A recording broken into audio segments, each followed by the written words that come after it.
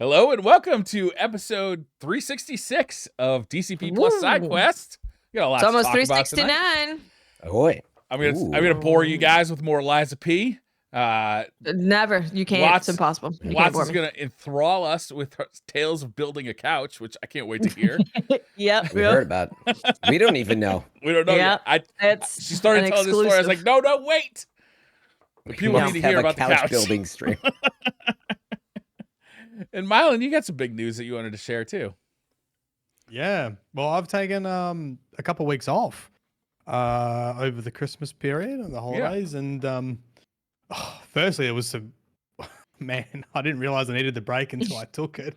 Not streaming, not making any YouTube videos either. But actually dedicated a week to planning this year, which I also haven't done before either. Yep. You planned a whole year? Well, I mean, no. Well, I planned 8 weeks, and this is where the intersection with DCP comes on board. I am going to step away from DCP for 8 weeks at least before I reassess, and part of that comes from just looking at how to make more content on YouTube and variety content, and finding my time was very split between everything and doing streams for half a day and then YouTube content for half a day. Doing that every day was starting to wear me down, and really having time to focus on one thing each day. So I'm actually having less streams during the week, but I'm actually going to stream for longer on those days and just focus on being in the moment, being present, having good vibes, and doing all those things that whenever you get off stream, you're like, oh, that was a great stream, because I wasn't worrying about stuff or thinking about I need to get off and do a sponsor and this, that. And once I scheduled all that out, it was tough to find time for this spot, because it's kind of during my streaming time, which sucks because this has been a big part of my growth and my channel and my live streams. There's lots of shared communities between DCP and mine, and I don't take it lightly to leave for that, but I also felt like I needed to give my full focus for 8 weeks of variety content on both YouTube and Twitch, and them working together, and to reassess after that. Hopefully something stuck, and if it doesn't, I'm gonna have to make another plan. No, I think it makes a lot of sense. Yeah. I actually think This lot of thing is exciting. Destiny content creators, like, I gotta face the same issues sooner than later. Like, it's rapidly approaching, and it's been much harder pivoting than I thought it was. And I've sort of been half pivoting and half doing stuff, and not really committing to a proper plan of how to sell myself rather than Destiny lore, and sell what and think about what product and what entertainment I'm providing people. And that's what I've kind of been thinking about for the last week, and how to do that. And very hard in content creation. You feel like you're constantly chasing trends and never really committing to anything. That's kind of how I've sort of felt, rather than having a bit of a plan. So see if it works. If it doesn't, that's fine. Make a new plan. And I'm using this time until final shape, really. I think that's like... Yeah, Bungie's doing the same thing as you, man. Yeah. Take a little time off. Sorry. Yeah, I mean, it is a pretty good time, because there's not going to be... I don't think there's any more story after this week. Like, I think we've just had the end of the season story, which we'll talk to until they reveal final shape. So... Yep. Yeah. Dude. Yeah, I think can't wait to see you out there streaming more, enjoying it more. And like I can just say, as someone who's been making content a long time, but as a content creator, someone who wants to remain a content creator, it's the mental health and like being happy in what you do. Like, it's the whole point of doing it. And when you hit a point where you're like, man, I feel like I'm kind of scattered, it's great to say, no, I want to do these things. I want to focus, because it's easy to get distracted, when you're a content creator. We're not crying for being content creators, but it is, for those out there who maybe haven't done it, it is surprising sometimes. You're always thinking about it, right? So super happy for you. We'll miss you on the show, but sure, you always got a seat here, right? Yeah, we'll definitely miss you a lot. And I think we were talking before, me and Myelin were talking about mental load And when you feel like you have this big plan and you're kind of switching things up a lot, I think that it makes a lot of sense to just have your mental load be the thing that you really need to focus on. So, yeah, I think it's a good decision.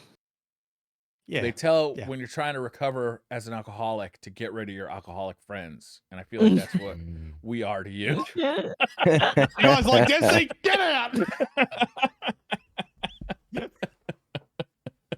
No. It's nothing. It's nothing. Well, I guess it's kind of related to Destiny, but it is also about working on myself and working on my own attitudes and behaviors, and making sure that,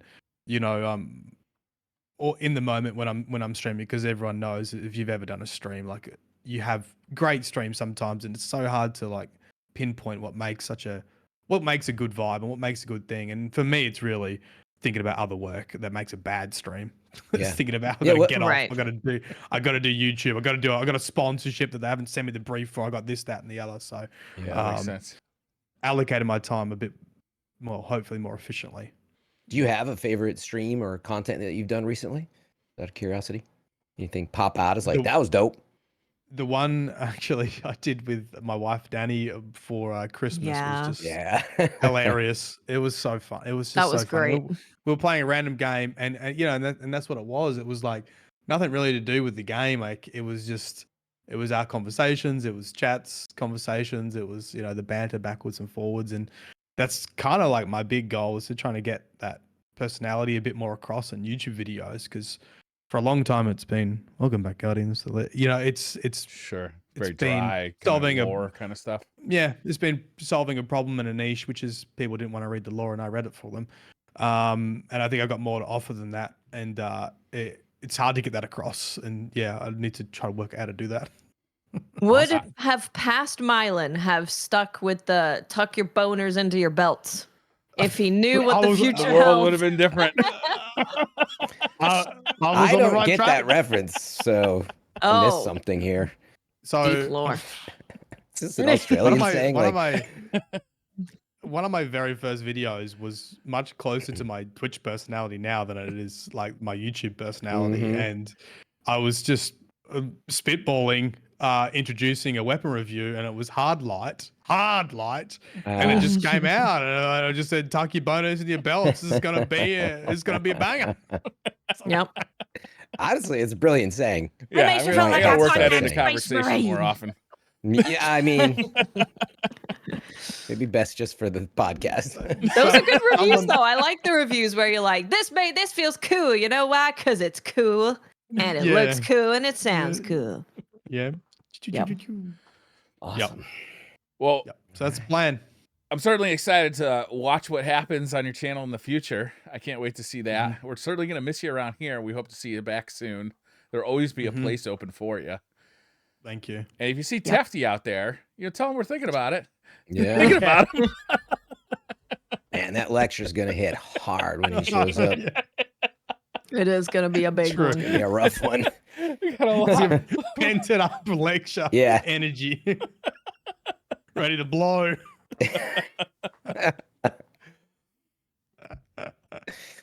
So, Watts, you built a couch today.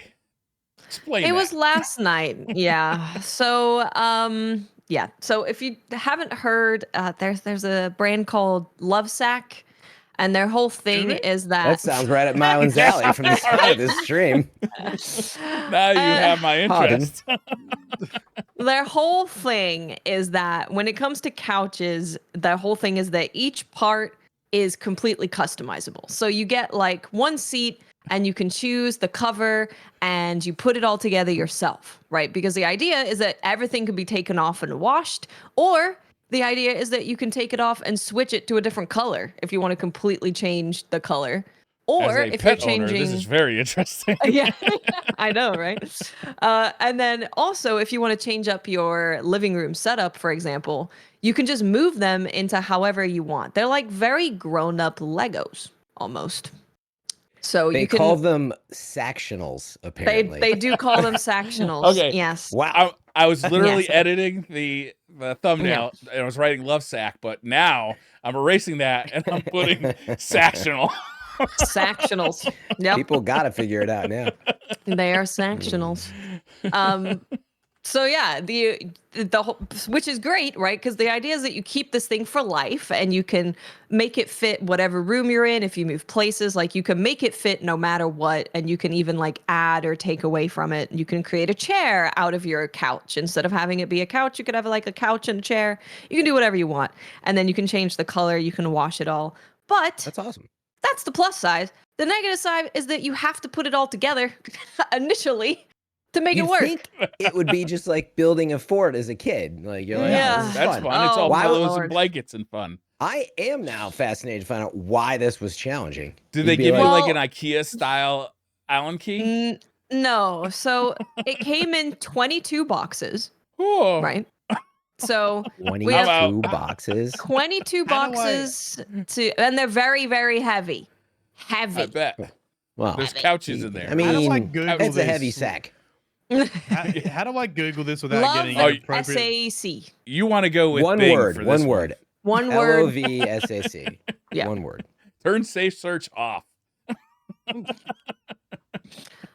So it arrived in Love 22 sack. boxes. So we first had to, of course, bring in all these boxes from outside into the house. Yeah. And then you have to unbox all of them, and then Right. each thing comes with like a seat, and then you have to put the cover on the seat, and then you get a cushion for the back and a cushion for that you actually sit on, and you have to put the cover on all of that stuff. Oh my God.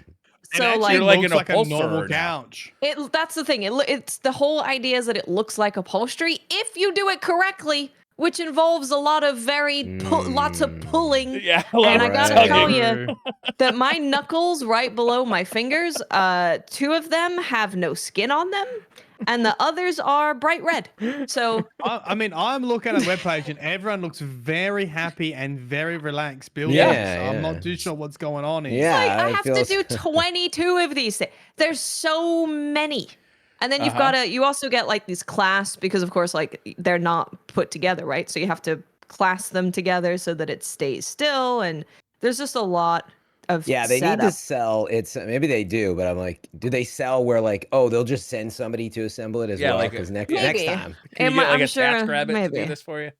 I don't see it on their site, but like, meaning that's where the real money's at, is to change all these photos to make it look extremely challenging, like you're talking about, with knuckles are all ripped off, and it's like, but hey, we'll send a professional to your house So, for an extra yeah. $150. Let me ask you this, because the whole cell is like you can change the covers easily, right? Yes. Now that you realize how difficult to change the covers. Maybe Are you in ever gonna 10 change the years, covers? I might want to change the color. When you know? forget the pain. It's like Yeah. childbirth. You forget Exactly. the pain and then you have another kid. True. Yep. Exactly. Oh man. So, what are the that benefits was of our this? day. Just that you could change the colors. I mean, Modular. we've that you had can- our you couch can for about wash 10 everything. years, and it's time for a new couch. Not But- because the covers are messed up, although they are, but because the cushions are starting to break down. Yeah. Yeah. Can you I'm get sure new I mean, the cushions good for thing it is too? you that- could buy Yeah, you could- replacement. Exactly. You could Replacement buy stuff. like one cushion, right? So you can buy everything separate. So if you have like cushions that are not doing so well, you can replace them as they start getting bad. Mhm. That's you can really That is Do you do cool. whatever save you money want. on these couches very because you have modular. to assemble them yourself? nope. Sounds like it's. They are very comfortable though, because we were like, Yeah? we have a store near us, so we're like, let's go see what it's like, sit on it, and I was like, all of these feel really comfy. So we're like, let's go check another store that has couches to make sure we actually have a reference point. Mm-hmm. And yeah, they're definitely better than the other Really? places we checked. So Interesting. What I'm are these happy with it. speakers in the couch? you can have speakers in the couch. I just you want can the get, subwoofer. Skip the tweeters. I want the rumble. That's where you would put it. You Need can that- get like a USB hub in your couch, so you can like plug into the side of the couch. Okay. You can get like cup holders that go on the side of the couch. There's like a table thing that you can put over each cushion if you want it. Yeah. Very nice. Cup It's a holders, fully when they put customizable cup holders like experience. into the couch, I'm like, I don't know. You're going too far. Now you're making me feel like I'm sitting in a movie theater. I literally have a table sitting right next We to me have a for my little cups. thing Yeah. that you can just put on. It just connects to the side because we have one side of the couch has Okay. an easy accessible table. The other one doesn't. Yeah. So we just got one. Okay. Yeah. Because we have like a coffee table in front of the couch and then 2 side tables to either side of the couch. So it's like there's no lack of space to put stuff. So I don't know why I would need like cup holders. Or have you ever seen the ones with like the fridge in it? Like it's in the couch? The fridge? No, I haven't seen it. Like how? That's This is a review about the speakers that go in the couch. No, this is like the stealth tech couch where you put the speakers in it. And I never thought I would read a sentence like this. Very frustrating. Couch stops working all the time.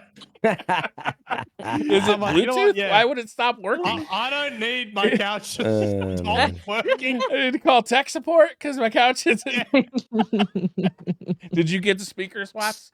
No. Did you get a USB port? Lucky. No. I wouldn't get USB ports in. Like that stuff's just bound. I mean, now that we're on if they're USB-C, I feel like that is going to last quite a while. But I was going to say, I do read the thing now that you mention it, Myelin, the thing I appreciate the most about all this, granted, the sectional thing is pretty cool because I assume now, Watts, if you want to like change the format, everything's assembled. So it's probably really easy to change it into like two couches if you want, right? Right. And we wouldn't have to like put everything on top of it. So you could just move it really easily. Yeah, like that's pretty dope. But I was going to say a couch with an actual place to like dump in a speaker, because it doesn't even have to be the ones they make. That's dope. Because like you were getting at, Briar, I mean, that's the ultimate theater experience when you get the subwoofer in and around the couch, because that is where you want it. So it's pretty cool. Little box to set it in under your butt. These are good looking couches. We got 3 storage ones too, and I'm like, when we were doing it, I'm like, why did we get 3? We should have gotten 1 at the most, because it's a whole other amount of things that you're putting material over. And I was like, oh my god, you can get a wireless subwoofer to put in there. Watts. Do it. We have a good sound system. But the subwoofer. Get it did you see the sacks? Yeah. Why didn't you just buy 2 sacks? Yeah, the sacks seem to be like the main thing. We have one of those from when Tomo's brother moved to Japan. We took it off of his hands. So a sack? Yep. Oh wow! We got one for free. Wait, you brought that home in Japan? Did that fit in your carry-on?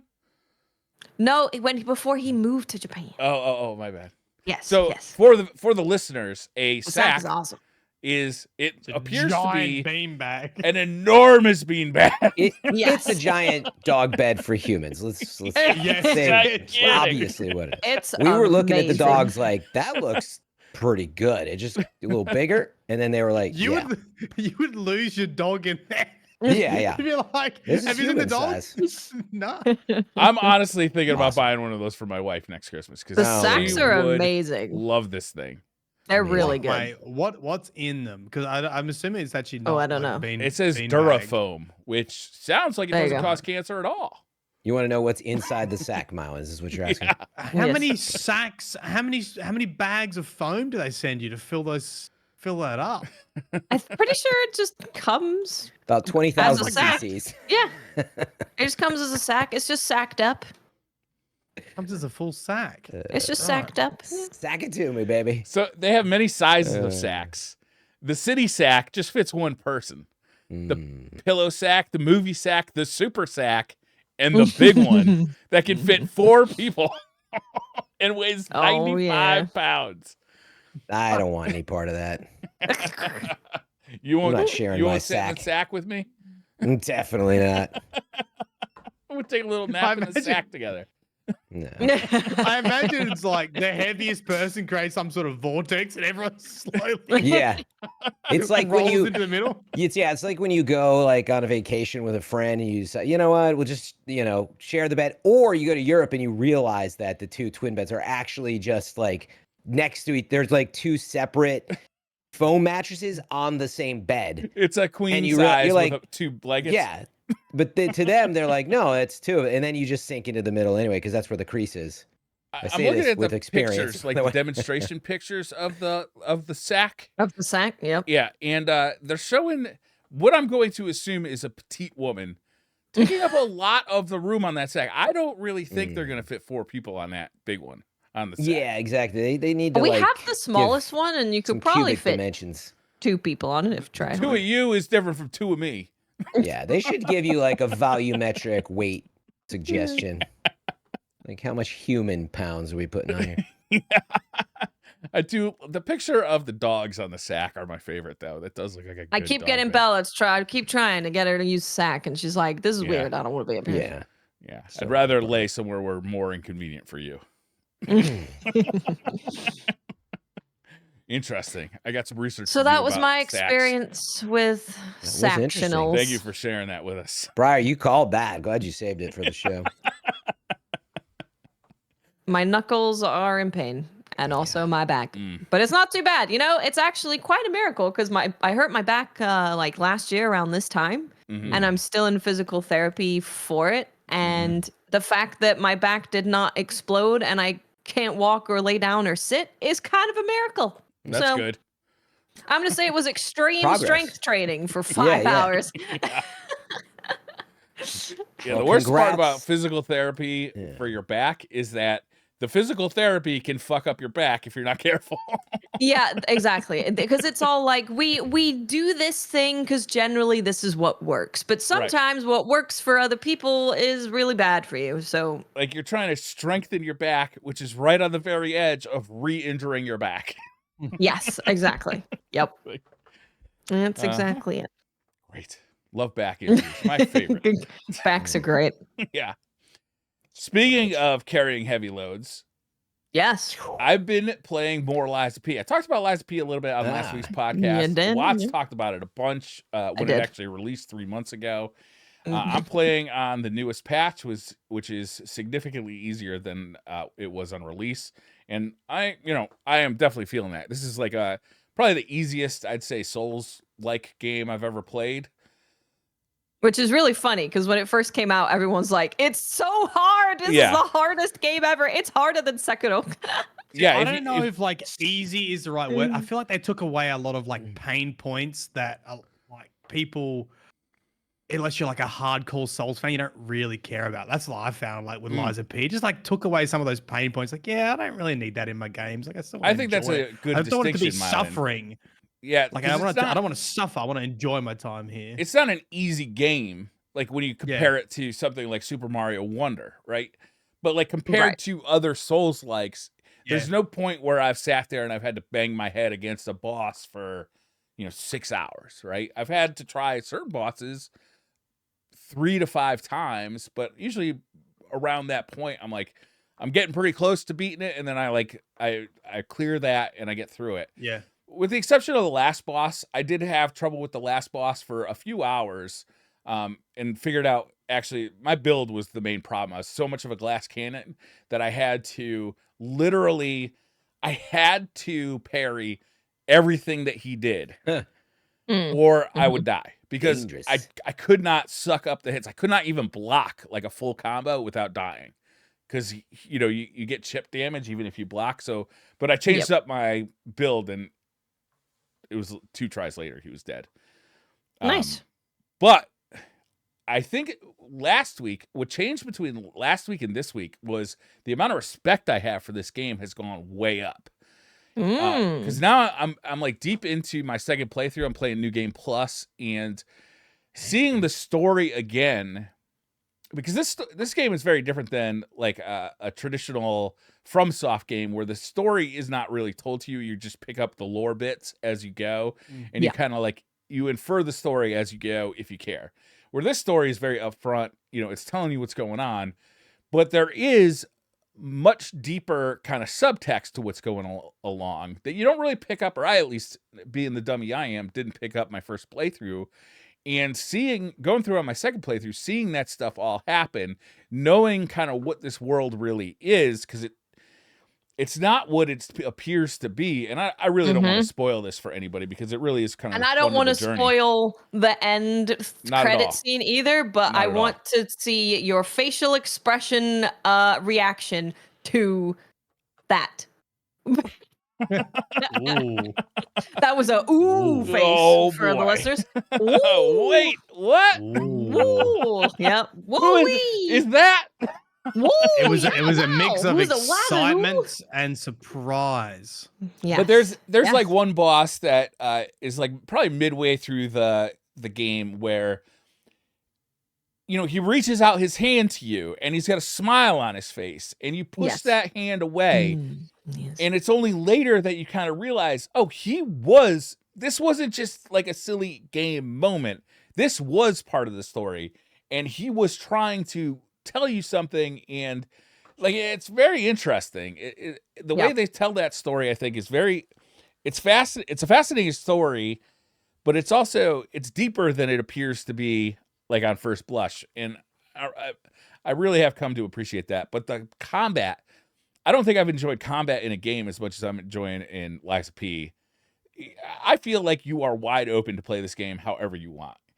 You can play this game as like, I'm putting on my shield, I'm gonna hit you from behind my shield, and I'm gonna block and damage you and like just kind of like slowly push forward. Or I'm gonna parry everything, I'm gonna be agile, or I'm gonna play it like Dark Souls by like rolling away. It's just like, you've got so many options with the combat, and you've got so many options with the weapons. At first I was like, the weapons are kind of limited, but then you start playing with like changing the hilts and the blades and like what that actually does. And that's where Tiny Axe comes from. Yeah, I've been using a huge wrench with tiny handle. Yep. Oh, good God. Yeah, that's it brings basically a smile Tiny to my Axe. face It's every an time I axe see the numbers. on an axe that was on a very big handle that is now on a tiny handle. Yeah, I also made I put this like long sword, like this huge imagine the Buster sword, but put it on the end of a spear, but I'm holding the very end of the spear, so I'm literally hitting people from like 20 feet away. That was a fun one too. It's just it's great. The combat. When I first started playing this game, I was like, this is. I felt like it was like an amazing, the best like non-FromSoft one of these that I've played. But now after playing it and being like halfway through my second playthrough, I'm really like, I think this is just as good as a FromSoft game. It's really that good. It's in some ways, I think it excels like above, right? It's just, I'm really impressed with this game. I can't wait to see what the studio has in store next, because I know, just wonderful. I haven't finished Lies of P, but I played Lies of P after playing Lords of the Fallen, and they're just like, I really did not enjoy Lords of the Fallen. I feel like they doubled down on a lot of the things that make like From Software games hard, like just even like exploration, everything. It's like dragging your love sack through glass the whole time. Do you know what I mean? And whereas I feel like Lies of P like lets you explore. Yeah.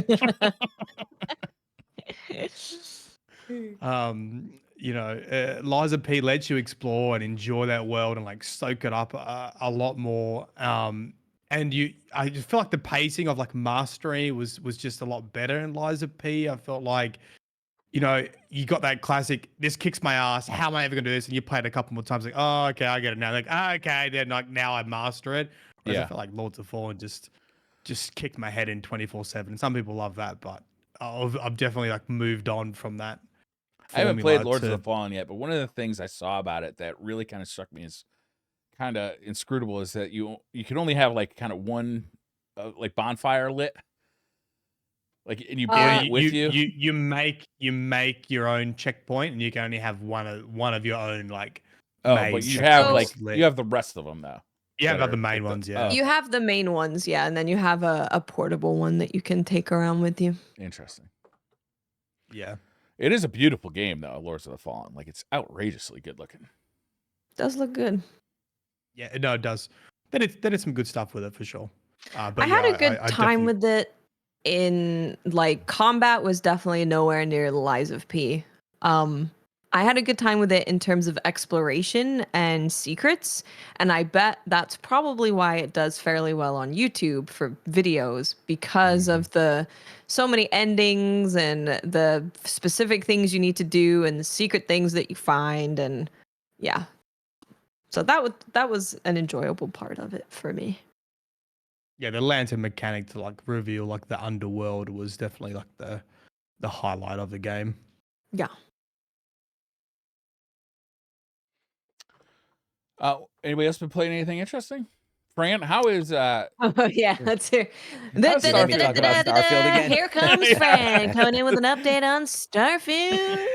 what's the hour count? What are you doing, Fran? Look, I'm getting off the podcast for 8 weeks. I'm going to offend you. What are you doing? When you come back, you'll still be playing Starfield. All right, everybody out there wants to talk about Starfield, and they didn't spend time with it. Okay, I'm spending my time with it in the same way that I beat. You got to play it for 200 hours to say it's bad. I beat Redfall. Okay, this is my roots. This is what I do. I play games so I can talk about them. It's not always a pretty adventure. I played Destiny this week. Did that too. We don't always play for fun.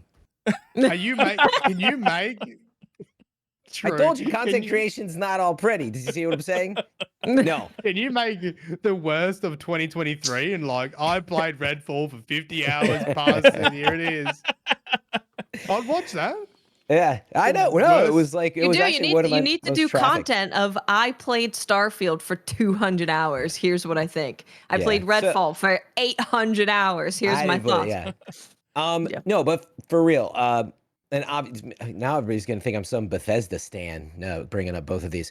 No, so I'm playing Starfield because. So what happened was, and I'll keep it short enough here. Is I said, look, I gotta beat this game, but I don't know. Once I beat a game, I'm gonna walk away. Like it kind of deflates itself. I do know there's a new Game Plus system that might be really cool, but I still feel like I got a lot of other stuff to play. And so I was like, I got to finish a main faction quest, and there's like 4. So I finished that one, and you see where this is going. And I was like, well, I kind of want to know how this other one is. Like, it was okay, and it's a lot about story in this game. But then I played the other one, and like, there's interesting stuff in them. So I'm at the point where I'm finishing them up, all of them. Right now, I'm finishing up Crimson Fleet, which actually is pretty cool. So, it's still the same, review of Starfield I've had, though. It's a lot of curiosity, going to places. I remain in the same places before where I was like, I'm hitting places I've never been to at all because usually they're just empty planets, right?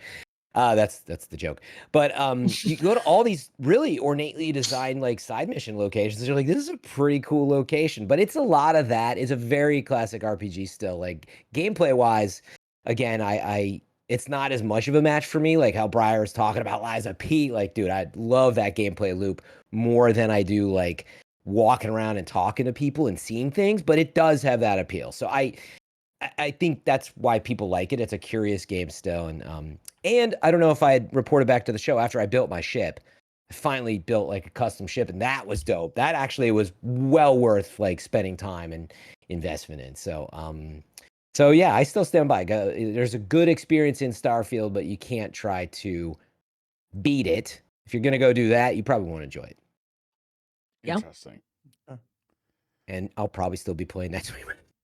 We'll see. I feel like I'm gonna wrap up the side quest or the main faction mission, get another cool reward. Now I've literally been right on the edge of the main mission since I came back to it after 100 hours. I've just been sitting there. But how many hours are you at now? Well, my Xbox says it's like over 150, but my save it's around that. It's around 150, yeah. So okay, 150 it's a lot, hours. That's what I put in. That's a lot of hours. That's around what I put into like an Elden Ring or like a Witcher 3. It's not like crazy. Yeah, I mean, Cyberpunk is the best, I think, comparison to playing games of these types that I always bring up. But I'm way more a Cyberpunk fan. And I spent 60 hours when it first came out, and then I think I spent another 130, 140 hours. Could have easily done more though, when it came back out. So I do, as it turns out, I mean, I do like RPGs as much as I'm always the guy that I'm like, the gameplay feel. I have this thing I always say, like the smell of the game, and like all these things are really important to me, but I genuinely tend to like the gameplay feel, like the loop of the gameplay feel and how it just really grabs me. But some people like don't play for that, right? They want to experience the world. And so anyway, that's what we've been up to. On a sidetrack, in my TikTok feed, I've been seeing this girl that's playing Skyrim again, but with the VR treadmill. And so she has to walk everywhere. She's doing it to lose weight. Oh, nice. And I'm like, what a brilliant idea. That's kind of interesting. She's like, Today I walked to Blululu, and then I got told I'm in the wrong spot. So I walked virtual back reality? down there. Yeah, so she got the VR headset on, and she's in the VR treadmill that you can buy as well. So she's like having to walk. That's awesome, though. That is Get your brilliant. It does kind of sound cool. Yeah, amazing. Cool. I was on a treadmill for an hour yesterday, and it was so boring. If I could have walked across Skyrim and fought a dragon, that would have been way more fun. I'm sure it would have been more fun for the people watching in the gym too. Yeah. I've obviously I've got VR, but I've never used like the VR treadmills, which I would hope would because I get really bad motion sickness with VR with the if you move. I'm okay if you like do the teleport feature, if you've got like a game that's like you're just stationary and you're just like shooting arrows or shooting a gun or something. But as soon as you start moving or jumping out of a plane, like my brain just freaks out and gives you massive motion sickness. Have you tried that game? I can't remember what it's called, but it's something like standing on a plank. Basically, it's like the whole game is you walk out on a plank, and you're like way up high in the sky. No, and like then people like to fuck with you and like push you off. Yeah. It's amazing how videos of like someone like jumps off and they just jump into like a window or something. You're like, what are you doing? There's a new Assassin's Creed game on the MetaQuest 3. Oh yeah, there is. Like they show the gameplay of this guy doing Assassin's Creed stuff where he's like jumping off of a roof, stabbing a guy and then running through the streets. I'm like, and then the reviews are saying like, they've done it here is you really like the motion sickness really hasn't been a factor. I'm like, wow, how have they done this? Really? Because, I really want to try that game. I don't have a MetaQuest. I'm wondering if I can use it on my Steam VR setup, like if it's compatible. Yeah. But the nice thing about MetaQuest too, it's all wireless. So like doing stuff like that would be a little easier, I feel like. Definitely. Yeah. I had a game that did something like that where you like jumped out a window, and as soon as I jumped out the window and my body tried to give me that, like that falling sensation, like that rushing sensation. If you jump off something high, and then obviously like it didn't match with like what was actually happening. Yeah. And just made me feel like just like instantly sick. Yeah. It took me a while to get over that. Like the first, I'd say month of having VR, like I tried Google Earth where you can just like fly around and like see your neighborhood or go to New York and like stand on top of a building. But like it was giving me such motion sickness. But it's also personal. Like some people don't get it. Like my wife tried it and so she's like, I'm not feeling anything, but this is really neat. Yeah. I get motion sickness on planes and stuff like that. Oh, do you? So Yeah, really badly. So anybody else been playing anything want to talk about? Oh, yeah. I've been gaming. What? Anything you've been doing? Yes. Yes. I've been playing Monster Hunter World. Never heard of it. Mm-hmm. What's that Almost, game about? More. It's almost 6 years old. And get out of here. Why do you got to say mean shit like that? That's true. It's true. It's almost, I know. Yeah. Wow. Almost 6. It's crazy. And there are like the 24-hour peak on Steam alone for Monster Hunter World is 147,000 people. Wow, like recently since they announced Wilds, do you think? Yes. Yeah. So if you're not in the know of what's going on, so basically Monster Hunter Wilds was announced, which is their next mainline Monster Hunter. If you're unfamiliar with the Monster Hunter format, they have a mainline one, which is what World was. And then they also have a portable team that makes a portable Monster Hunter, and that's what Rise was. And Rise actually wasn't even going to be on the PC or consoles or anything, but they did it purely because people were like, we want to play it on PC. But the whole point of that team is they make a portable version, but it's not really a mainline Monster Hunter. So Wilds is their next mainline Monster Hunter. It's Monster Hunter 6. World was Monster Hunter 5. So obviously it's not coming out for a long time. It was announced to come out sometime in 2025. So we're at least an entire year away. But what the social media team has done with Monster Hunter is they did this whole campaign of return to World, because World is the, previous or current, I guess, mainline Monster Hunter that's available. And the TLDR is Capcom was like, play World, and everyone went, okay. Yeah. Will do. Okay.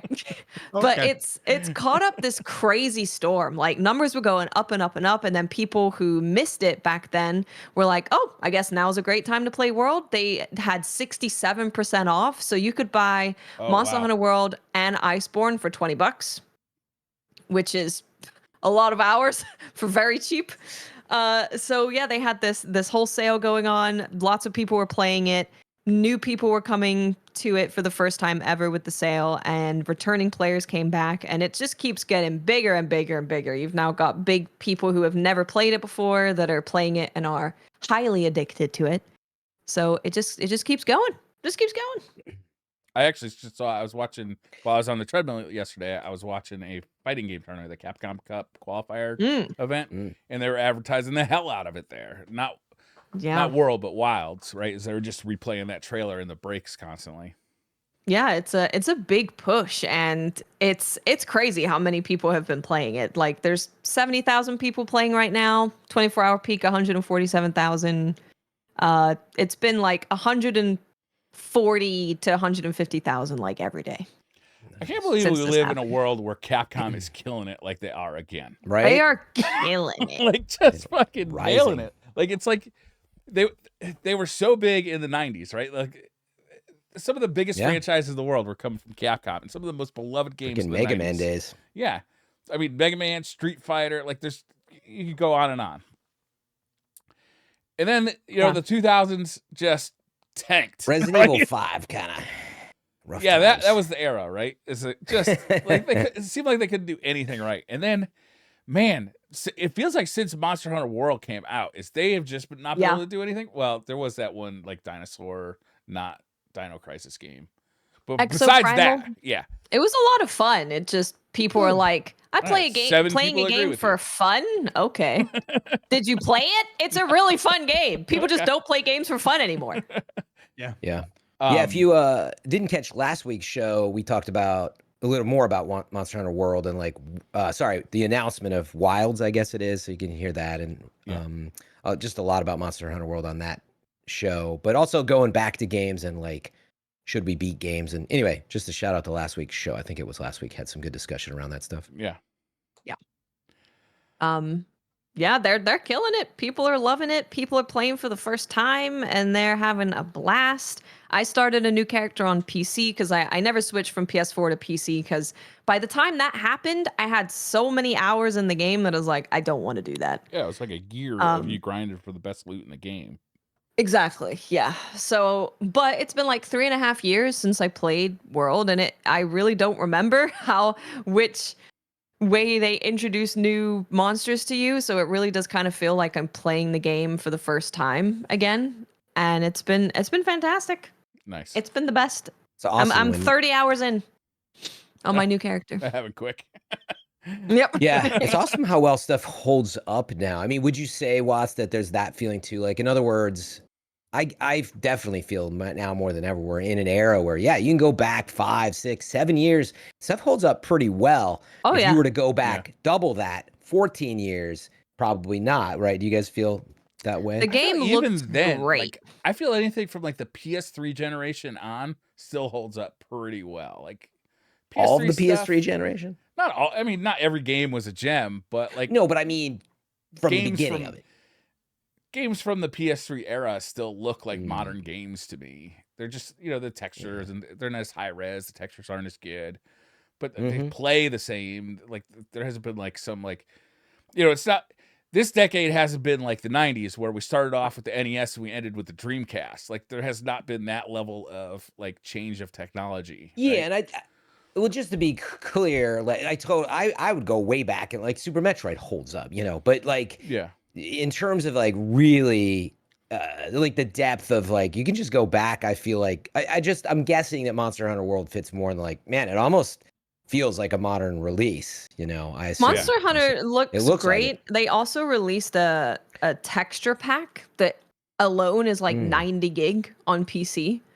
So you can get this texture pack and it looks even better. So I'm playing it like 144 FPS with the high texture pack, and yeah, it looks really, really good. It held up very well. It looked fantastic when it came out. It looked too good for the PS4, right? The PS4 can hardly run it.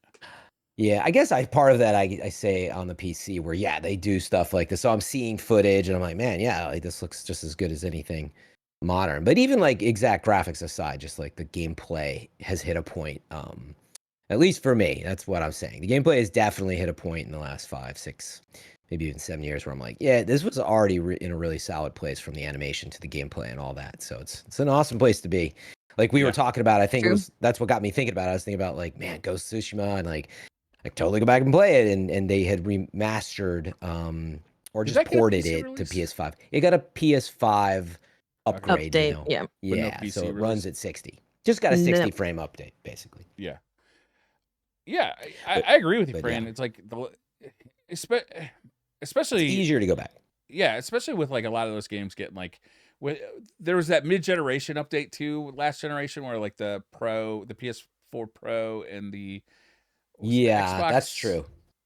Xbox One X. Okay. Mm-hmm. That's confusing. Yes. So really a lot of games got like kind of mid-generation updates, not Bloodborne, but a lot of games. Yeah. And then again, a lot of them got like redone again on the PS5. So a lot of times you're like looking at a game, you're like, actually, this is running on the PS5 at 60 frames per second. But when I played it the first time, it was running at half this resolution at 24 frames per second. Yeah. Exactly. But it's nice. Yeah. I mean, I could easily go back and play it. Yeah. Do it. If you want to play, now's a good time. There's so many new people. I mean, you definitely should play World, yeah. But you're only going to play Starfield, and then you're going to play Diablo, and then you're going to play... I got to finish Dead Space Remake, I said. I like almost at the end of Dead Space Remake, and I'm like, I can't drop that. That was a good remake last year, speaking of stuff that holds up. But that's on my short list. That's a full remake, and we've talked about it, but man...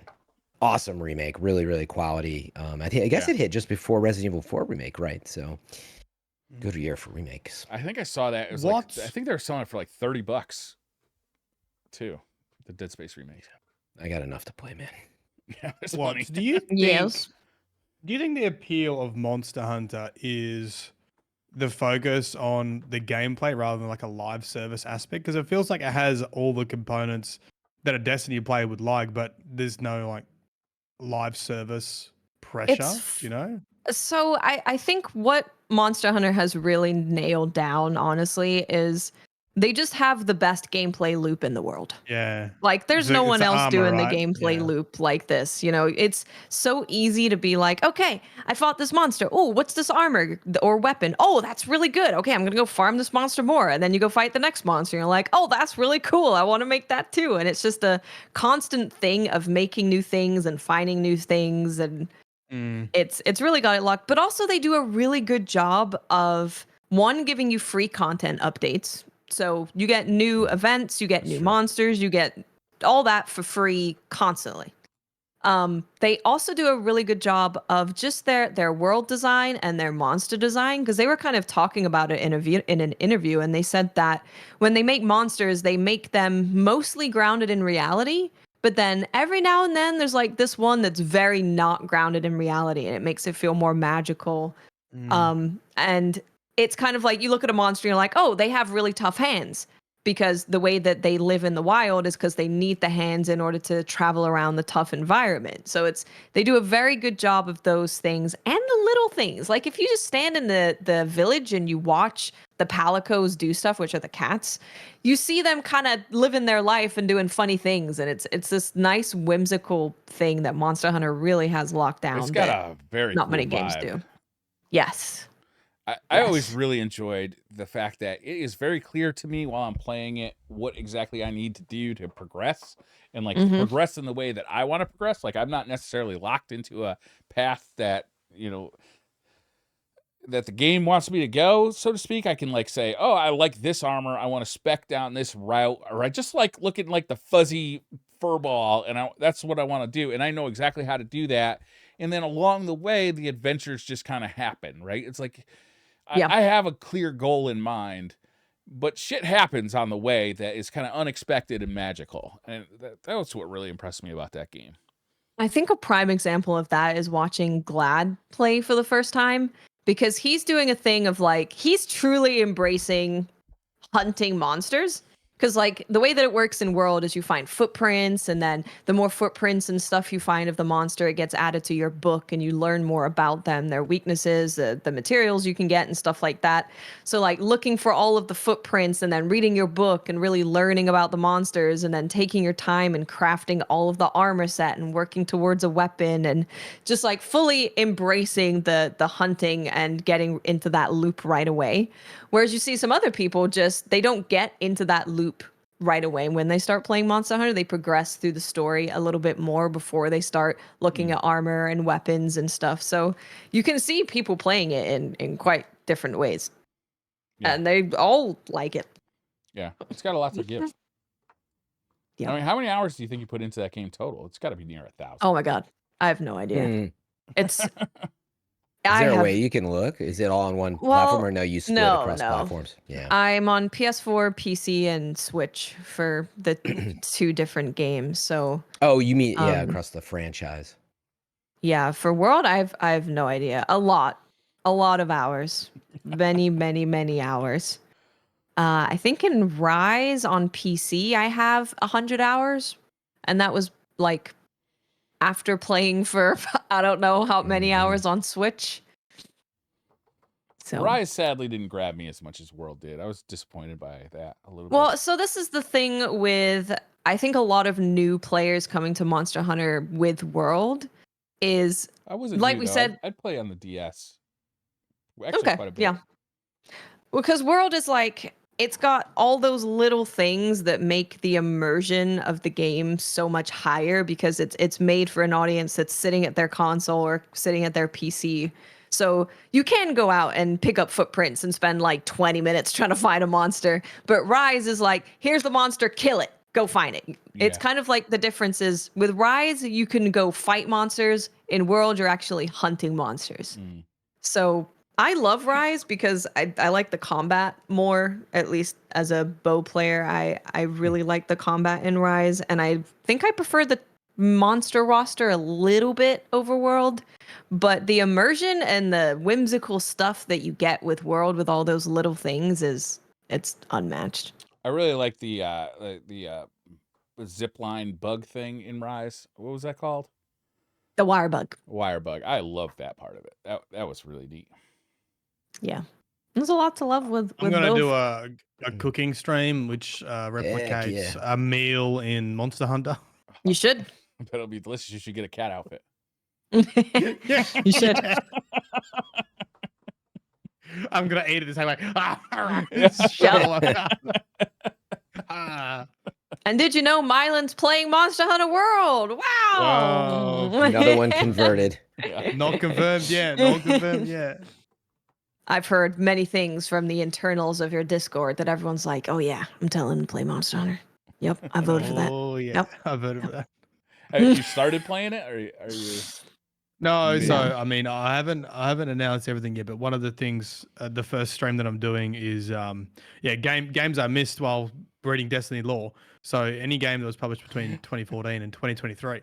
So we've got almost a decade there to work with. And so I opened up nominations for games. It's a good problem to have now. I've got like hundreds of comments about what games to play. Open both doors and let the devil in the house. All right. Yeah. Monster Hunter is obviously in that category. Have you played The Witcher 3 I yet? do. I have played a little bit of The Witcher 3. I think I'm eventually going to have another category, which is games I've played but haven't finished. Yeah. That's a whole thing. Yeah. That's my entire stream. Most of these games behind me. Yeah. But there's I think there'll be a couple opportunities for Monster Hunter to get played. So we'll see if the hype's still there by the time I get around to it. I'm certainly looking forward to Wilds. They haven't showed much of it, but you know, if it's along the same line as World, like, but for the next generation, you know, like for this new generation. Yeah. Oh my God. Because, you know, back to what Fran was saying about how like games kind of have, they feel like they're still good, like in the last like 6 years or so. I do feel like we're on the precipice, right? We're on the precipice of a generational leap in quality. I think Lords of the Fallen actually showed that. While the gameplay I don't think was everybody's liking, like visually, it was stunning. I haven't played it. I've only seen it like in YouTube videos. And YouTube videos to me like never really YouTube doesn't do 4K very well. So like Right. it just doesn't, like, when you actually get these games Not in your the same hands, at all. it's always but like that game looks outstanding, and what we saw from that Unreal 5 demo, I think this next generation of games is going to be really outstanding. I can't wait to see it. Oh yeah. Yeah, I mean, it's we're gonna be already good. seeing some of those results. It's interesting to be mid-generation and like starting to see it, which is nice. Like in the same way that when God of War had released on PlayStation, we were like, wow, I can't believe they pulled that off on the PlayStation 4, and like that was not even on the PS4 Pro. Well, maybe it was both at the same time. I can't remember. But seeing it's the same sort of effect is happening now. I feel like Cyberpunk is the one that did that really first, not being on Unreal Engine 5, just sort of showing off new stuff, but really cohesively like bringing unbelievable art, vision, and a world creation together with the tech. Like if you're Briar, running do you on have a boss ass PC. Well, but it looks really quite solid on the consoles now. In other words, PS5 and Xbox Series 1, 5X, whatever. No, I like Xbox too, by the way. But yeah, it looks pretty good across all of them. But if you can do path tracing on PC and you have a good set, holy crap. That's the way to go. And yeah, like that's where we're at. I can't wait to see this year, even like to what you're getting at. There's just the realization again of like vision and creation in these tech settings now that we have is like so cool. That's another one that's on my short list of games I got to play like right away, because I loved Cyberpunk, warts and all. And now to hear that like those warts have been mostly fixed and the DLC is excellent, I can't wait. I can't wait to check it out. Because it's awesome. I did a stream where I played it on an Xbox One, and it looked like mashed potatoes, but I was still having fun. It was the best stream ever. It was hardly legible what you were seeing on the screen. Amazing. But I was still having fun because I really like that game. Mm-hmm. Anybody playing anything else? I played a lot of finals my time off. Yeah. We've spoken about it a lot, and I've just been playing more of it casually, having fun. That's about it. I gotta check that one out too. Yeah, it's a good game. It's very nice to have like a easy PvP game to jump into. That's good. Basically, yeah. It's like casual PvP fun. I haven't tried tournament yet or ranked. Or actually, I did try it, but I was playing an off-peak and couldn't get a game. Like, oh, it's the same everywhere. Still can't get ranked games in Australia. And just went back to having fun and quick play. Awesome. Yeah. Good stuff. Good. Destiny. Is there anything going on in Destiny? I mean, they've been on break, so there's no TWAB. What's going on? There's story. But just the new week of content. Okay. Yep. Story content. Did you guys talk about? I'm assuming you talked about week 5. We tried. We need your help with expert lore. I know you normally don't talk. We got a heavyweight to follow it. in the 8 talked weeks about to come. Right? Oh, I haven't played. I haven't played the story since week 1. So, all my information comes from watching videos. And it came from me as well. I've been the You're the lore master now, Fran. No, it's been fun. Last week was about egg washing, is what I said. You had to wash your egg. The corruption leaked into the lair, and one of the eggs got taken, and you had to wash it with this. Well, you had to. This is the part that I don't like about the season at the moment. Like, I actually like the whole armed car and Ribbon and her mate and the themes of it, but it's been a little bit like, oh, you get the egg, and then now you need to go. Apparently, consumes taken energy. So go to the Ascendant challenge in the Dreaming City. You had to do that. I think it was from Forsaken. Chat will correct me. You had to go and climb this tower, get like taken essence, and then they're like, oh, guess what? We don't have all the components for our spell. You're gonna have to go do the seasonal activity and make a wish to the egg. Couldn't you guys have been doing arm. this while I was out doing the other thing? Like, what do you guys do around here anyway? You just stand in this tower 24 hours a day? They're recording their holo projector updates. They're busy. It's like making vlogs for YouTube. It's busy work, man. You know, Zavala Talk's a big game, but I've never seen him do jack shit but put one bubble up in the city before we lost it. This is true. It's been a while. True. So you have to get paracausal energy by thinking about a wish whilst you play the seasonal activity, which apparently is to cleanse the egg, and then the egg is going to feed on your wish, which is going to give you the paracausal fuel to charge the Techian's spell to then combine with the taken essence to cleanse the egg, which all happens off screen, by the way. When you get to the end of that week, it's like, hey, the egg is clean. Well done. Egg clean, good job, did it. And the only reason we're doing all this still, right, is to appease Riven, right? So we can get our Riven's wish. Like, you need to collect all the eggs. That's the bargain. For me to make the wish, I can't undo that. So you better clean the egg. Which I thought we should act a bit like Riven and do a bit of a plot twist. Like, well, no, the egg's there. It's just taken. Like, you deal with it, you know? Yeah, we didn't. That's not our You were taking that one time. Surely you can make it happen. And at the end, I think it was of last week, Mara and Osiris just got in an argument, right? So let me just check my notes to not make sure I mix up each week. Okay, so the week of the egg washing, that's when you got the plot twist that only one person can go into the Traveler. So the wish from Savathun, which was the pattern for the wish wall, is going to allow us or allow Riven to use the ley lines like a cosmic bridge so we can follow the witness. But the twist is only one person can use it.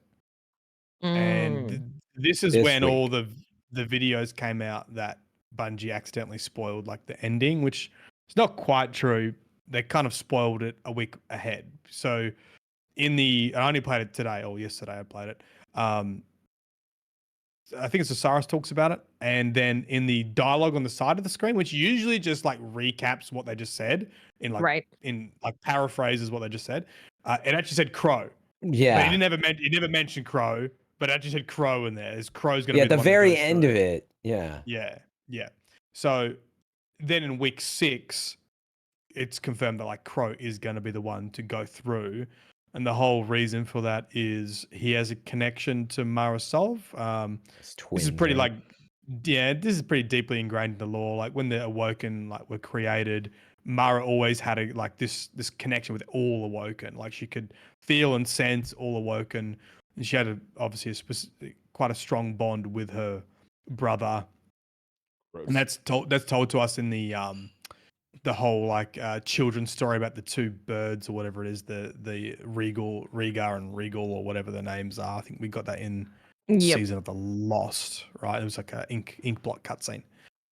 So he's like, well, I'll go through and basically be a beacon. And there's like all these unexplained mechanics. Like, oh, I'll go through and be a beacon and this will provide the light versus dark energy to allow Osiris to make a bridge that allows our army to go. I mean, Osiris doing big maths on the. He's doing big math. He's been researching hard, but that essentially is the plan. Is like once we get all the eggs, Pro's going to go through.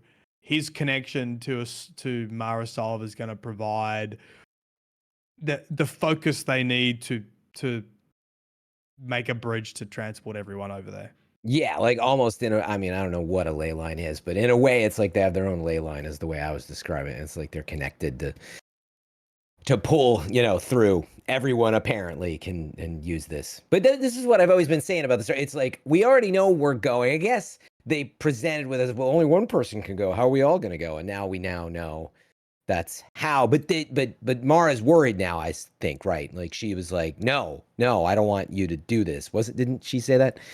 Well, so week 6, this week. So this week, But she's like, no, you know, and he's like, it's my She- choice.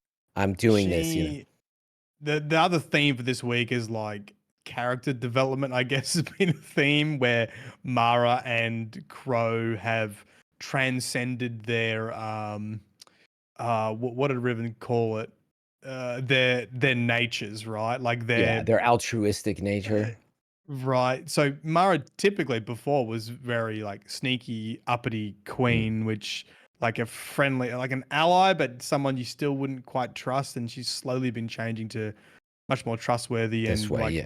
accepting of Crow, which it's another side topic. But I don't like Mara's change in personality. Chat's like, it's called character development, Matt. Get over it. I'm like, well, You're like, it's what awful happened convenient. I'm like, what? Yeah, what happened to make it? Like, when Crow got his memories back, she was still like talking to Petra, like, yeah, we got to manipulate him, we got to get him back, you know, kind of deal. And then now she's like, you know, I accept you, and I'm not going to manipulate you, and it's your choice now. I can't control you, and that's kind of how the week ends. Is like putting a tick on the end of that sort of character arc development that she's no longer trying to control her brother, which has pretty much been her go-to thing since Destiny 1. Since birth, really. Yeah, basically, yeah. Yeah. Pre-awoken. Yeah, I think that was mostly where it left off. Yeah, so there was a few steps left. We were meant to get the final egg, and this is a little bit confusing too. We went into the Oracle engine, which is like that. I don't think it's a throne world. Is it a throne world? Maybe it is a throne world. You go inside the Her Oracle throne engine. is there behind it. Yeah, that looks out into space, and the egg was this was meant to lead us into the like center of the conflux where the egg is going to pass by. So I think the story is we've like set up the pathway, we've cleared the Vex out, we've got the pathway, we're like waiting for this egg to come past to get the very last egg, make the wish, send Crow through, be a beacon, connect us all, jump on into the final shape. Wait 4 months. Yep. That's fine. Yep. So is that the story update, would you say? That is a story up to talk date. about the gameplay. I'm assuming nothing's going to happen until like just before final shape now. Like I assume it'll be on hiatus until then. Yeah, I don't know. How do they normally do it? Because there are I think that does happen sometimes, right? It says, I think that there's steps left, right? Chat. Yeah, I thought there was 5 like, steps left or something. Yeah, which is basically another week. There'll be like an epilogue, I think. An epilogue? What's at the end? Yeah, epilogue you're right. To leading into final shape. Like maybe making. Which I do you hope. think we gotta wait like months for that, or do you think it'll happen relatively soon? I would hope we wait. Yeah, I think it would wait. But then again, sometimes they just put it as a first step in the new expansion. I actually think Destiny's actually really bad at connecting stuff together. Like they often just take these huge jumps. Like you're expecting something to happen, and then it's like, all right, like it's already happened. Like the egg this season, like it almost like neglected that we even picked it up until like a little bit into it. It's like, it's not very good with continuity when it comes to like linking those things together.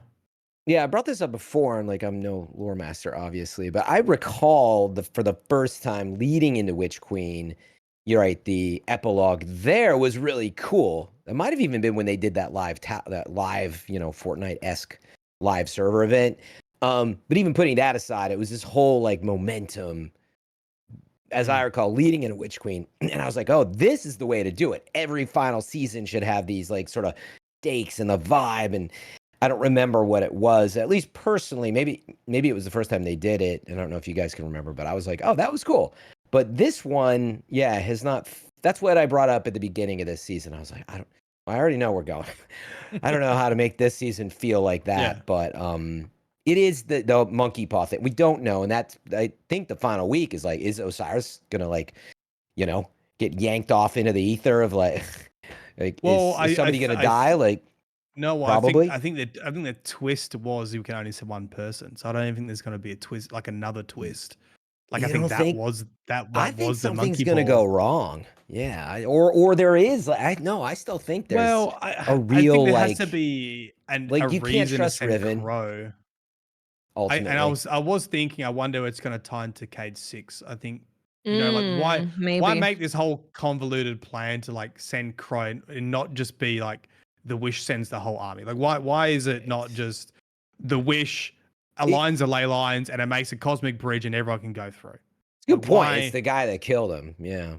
And then we know that obviously there's like a lot of potential to make a storyline there with Crow meeting Cade again, and he's going to be the first one to go through, and we know Cade's in there.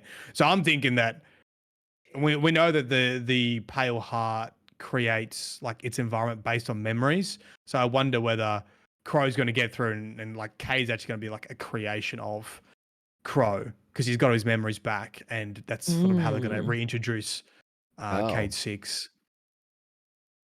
Yeah, they got to get back to Cade. It's got to get there somehow. When do you guys start thinking, like, when will the hype train start rolling up for the final shape? Like, when will they start, like, really getting that going? May? I think before? Was that a month before? A couple months before? Yeah, maybe a month before. Yeah. I mean, they're in a weird spot now where, right, normally they do their showcase in August, and then, like, this final season plays out and the pre-orders happen, and, like, things have changed. So, yeah, I do wonder, what say May looks like. A more traditional. I mean, you can go back though. It is marketing plans are normally similar. You could look at what Sony normally would do as well now that they're part of that group. But like, how did the final shape stuff? It's not final shape. How did Lightfall stuff roll out? In January and February last year. I think it started at the very end of January, beginning of February or something. You can kind of like look at it that way. So my guess is, for usually within 30 days.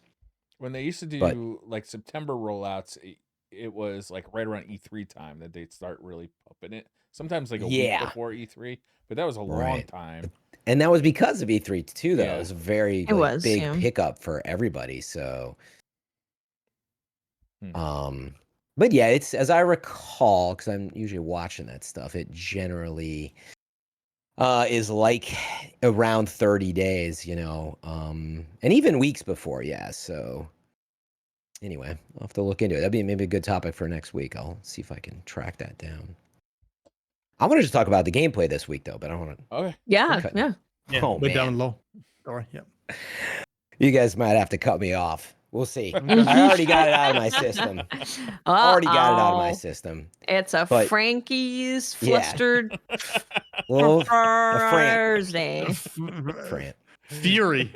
Fran's flustered fury. Well, I have some theories and questions about how we arrived, on the precipice of the final shape, and this is one of the final weeks, and this is the gameplay. Everybody, if you don't know, we did go back to the blind well, which there was some confusion about. Oh, not again. I thought they said no. And they were like, no, they said there was going to be one more time.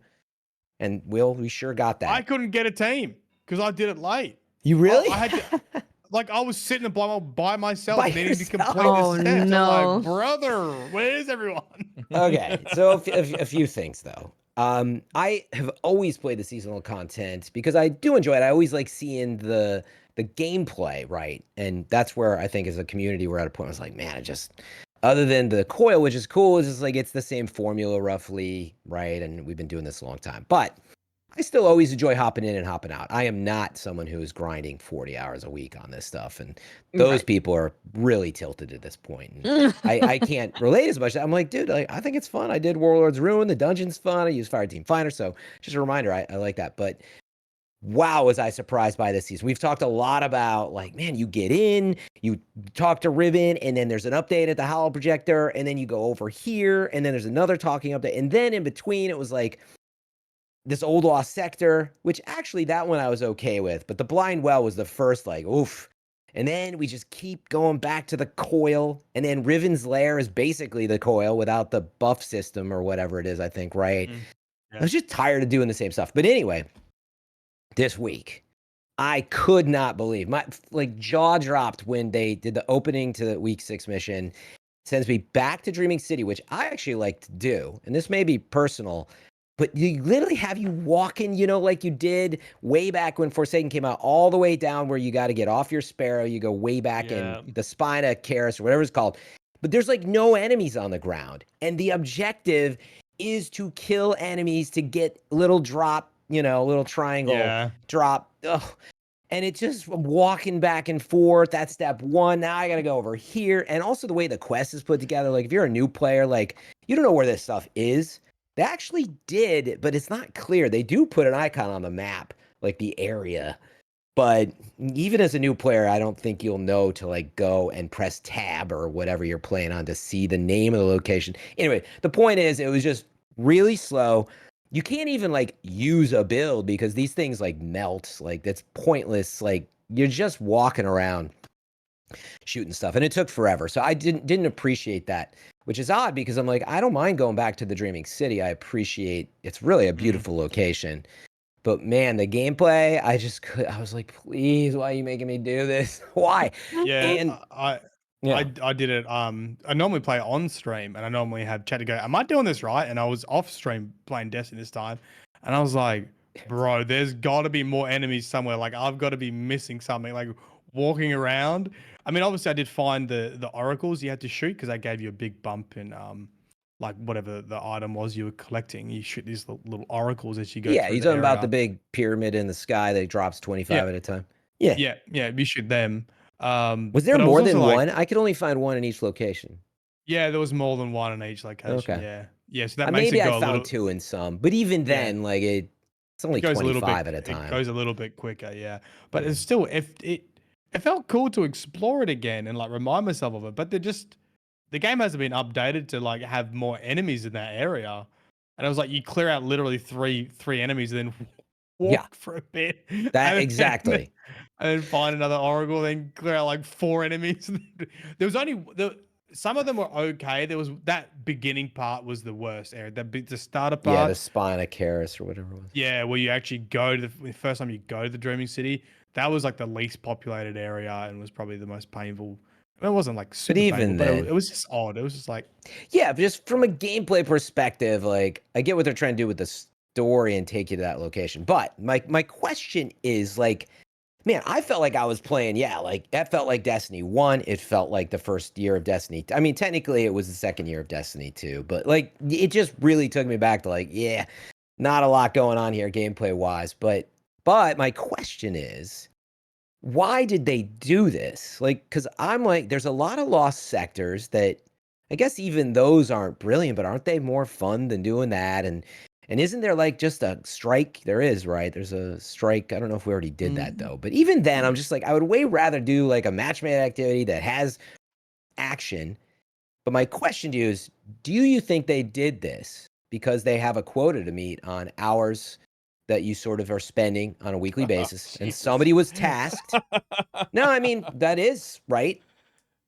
They were trying to get you to make sure you're playing the weekly update for a certain period of time. They got to meet a bar, and like they couldn't do something that was too quick. I mean, maybe I'm a conspiracy theorist on this, but I felt like we do every week, right? They're sending you the Howl projector, right? A lot of back and forth. There's a lot of like trying to keep the engagement time up, and I felt that more this season. I don't know. I don't think it's anything different from previous like ways of getting engagement for a live service game. But why not do something else than this? Like, why? I don't know. Why? How did you choose this of all things? I did feel a bit nostalgic doing it. Like I did go, oh, this is where I did come in and first see the Dreaming City, and there was definitely a part of me that was nice to casually walk around the Dreaming City.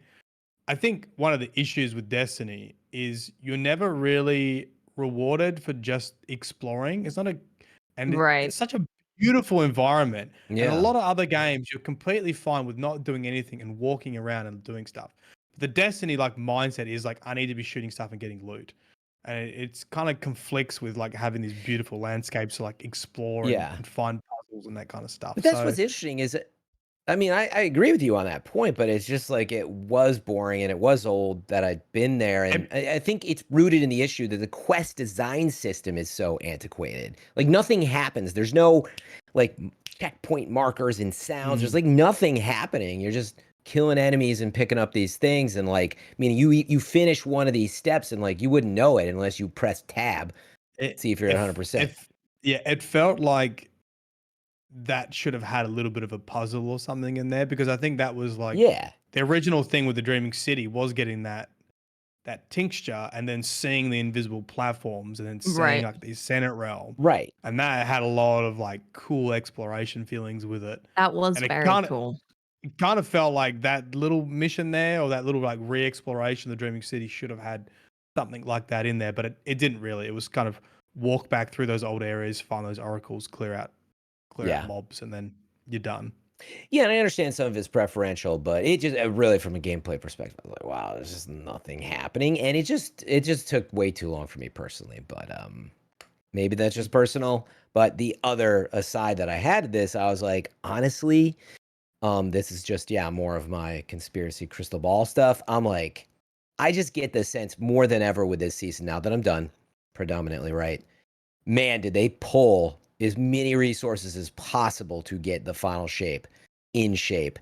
That's what I'm feeling. I'm feeling more than ever, because again, I think I had expectations for this season as like the big one before the final shape. But from a gameplay side, I'm like, I think, between the delay, I mean, obviously there's less clairvoyance, given I know that it had to be delayed. They clearly needed more resources and work, but it just feels that way this season. I feel like they were like, man, we just pulled as much as we could, just get this season done.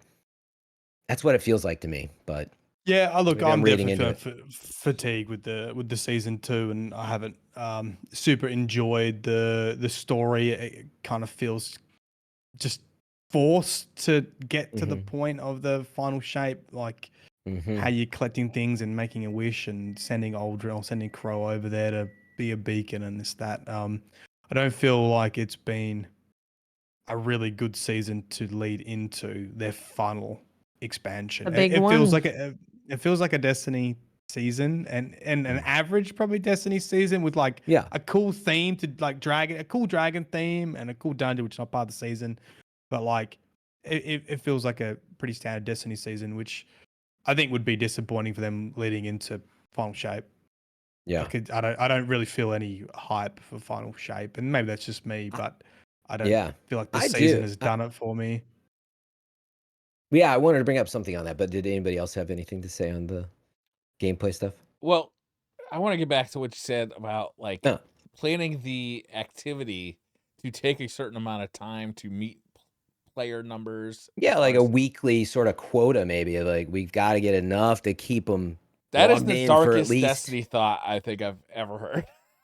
I think that feels like that feels like standard, to be honest. Like it's a live service game, of course. It makes sense. Like, and it's got to be that way. But to design a quest where, well, we need them to stay in the game longer to hit our numbers, so we're just gonna, hey, what if we make them slow walk like we did in the Destiny 2 campaign, right? Like, it's such a dark that far. Yeah, but you know what I'm saying, though. It's like you get down that path, and suddenly you're like a cop, like trying to hit like ticket numbers. Like, who are you serving at this point? The thought process is, it's on my side. Like, I followed game development a long time, and like what I meant by that is less sinister. Just to be clear, like I'm just thinking about like the quest designers and the director on that part of the content, saying like, look, we put it in play testing, and like every week it's got to kind of come out to be at least like roughly this, and like, meaning I assume that is like a natural language you would have, and it could be dead wrong, but that's what I was getting at. It feels like this more than ever they were like, honestly, and that's part of where I was getting into conspiracy theory. They were like, dude, they need everybody's help on final shape. They pulled resources. This will be fine, and they sort of landed on this will be fine, and that's what I meant. Is like, man, isn't there so many other cool things you could do? We see him do it with like the exotic quest stuff. Like, you went back, right, and you have that new mechanic with the bow, and like that's where I was like, ooh, and they do. That is new. That is exciting. I think I was so shaken by this thought, because it's like we're not thinking about what would the player enjoy. It's just like, how do we hit our numbers, right? It's like, well, so I don't think they don't. That's what I'm saying. It's not about not what they would enjoy. It was more about like, this is all the time I have to finish, and I have to hit this quota, and like, I think it's an interesting discussion that's been happening at the moment quite a lot as well. Of just, that's kind of the vibe of a lot of AAA games, and especially live service. And the whole thing, the discussion that we're seeing now is that like, this is simply not sustainable. companies are wanting you, not speaking of live service with this, but people are wanting to have like a 12-year dev cycle and $800 million to make a game. Like, you can't, it's not sustainable to do that. And live service, AAA live service, suffers from heaps of problems. It's so expensive to make a game forever that there's going to come a point where these games can just no longer exist because you cannot keep making them. So yeah, I'm sure there is a lot of discussion for a lot of AAA games that comes to quotas and how can we achieve this and this and that, and not just so much of making a game of passion, which is where we kind of see indie games just do that, right? That's why we see a lot of innovative ideas coming from indie games, because they're like, I just want to make this game, and this is a game that I want to make, and I want to make it the best game that I can, and it's less bogged down in a lot of, we got to talk to this person to see if we can put that in there, if it fits with the schedule and it fits with the budgeting, and not sustainable. Yeah. The interesting thing with like live service stuff, and I've found since playing other games, when games don't do it, I appreciate it, but I play them less. I'm like, I'm part of the problem. Like I picked up a game called like Ready or Not, and it's like a realistic shooter, like SWAT, like a OG Rainbow Six. Yep. And all the guns are unlocked. All the attachments are unlocked. And I was like, there's no, you just pick what you like, what you like the feel of. And I'm like, I enjoyed it, but what am I working towards? And I'm like, oh my God, like now I need like the tick boxes and the unlocks and the dings and the dopamine and the pokey machines to like why can't I just play it and like I had a good time, like, and that be enough? But what we're talking about here is different than that, right? What we're talking about here is we just need to hit our numbers. We just need players to spend enough time walking from here to here. Well, I didn't. That our numbers that we get an average of 2 hours per player. Right? So it doesn't matter if they're having fun. It It doesn't matter like what the quest design is. We just need to hit our numbers so that we get to keep our jobs and our bosses are happy. Yeah, I didn't. That's this is what Briar's translating. I didn't say any of that, but well, I mean, I was saying that I didn't say they didn't think it was fun, or maybe I'm just saying they got it done, and this was a long enough thing that they could use from the Dreaming City that felt like, yeah, this is all right. And yeah, meaning I felt strung along. I'm not saying like your thought process, but I just didn't want people thinking that I was thinking of that sinister. I mean, to me, this is very common. Like, yeah, like how long does it take you to get the meaning? Somebody I can't imagine is not timing how long someone spends as a playtester on average for doing the weekly stuff, right? They do. I'm sure it's got to be a thing that they take. Like, and that's good. Like, you want to make sure that like there's enough to do, but there's the other side of it. I was just pointing out of like, well, it's a live service game. Yeah. If I send you to the back of the store for milk, Briar, you're more likely to buy a candy bar and some chips on the way through. So like, tell me that is what it is. I'm not saying that's what happened here. It could just, yeah, I mean, but that is like meaning we live in a world where, yes, the grocery store hires psychologists to think about behavior of you as a consumer. Like, of course. And I know like there's many devs who hire psychologists, and they could be horror psychologists because they want to get in your brain, but they're also tons of, in the world of live service. I mean, dude, it's all about how much time and how much you're spending in the casino, so to speak. And so that's not uncommon. I didn't mean to be so sinister, as I'm saying. Like if the problem is I'm not necessarily insulted for the player, because you almost expect that kind of activity as a player, but as like a game maker, like if you start partaking in that kind of activity, like what is your long-term goal? Because it's definitely not to retain players, because you're going to drive them away. If your only thought is I need to hit 2 hours per player, not I need to make a good experience for, let's say I can make a good 20-minute experience, or I could make a boring 2-hour experience. Which should I make? Well, I don't know. That's actually a good question. I don't know the right answer to that, because I mean, you're going to have unhappy players either way, I suppose. Yeah, no players. I think it's more about like the ecosystem with this and a live service game and how quickly you have to turn over stuff. And it's not about like devs intentionally making something. It's like, what can we realistically make in this time frame? Yeah, that will keep players engaged. And I don't think that is a good product. I think Destiny's slowly become not good because of that live service time frame. Mm-hmm.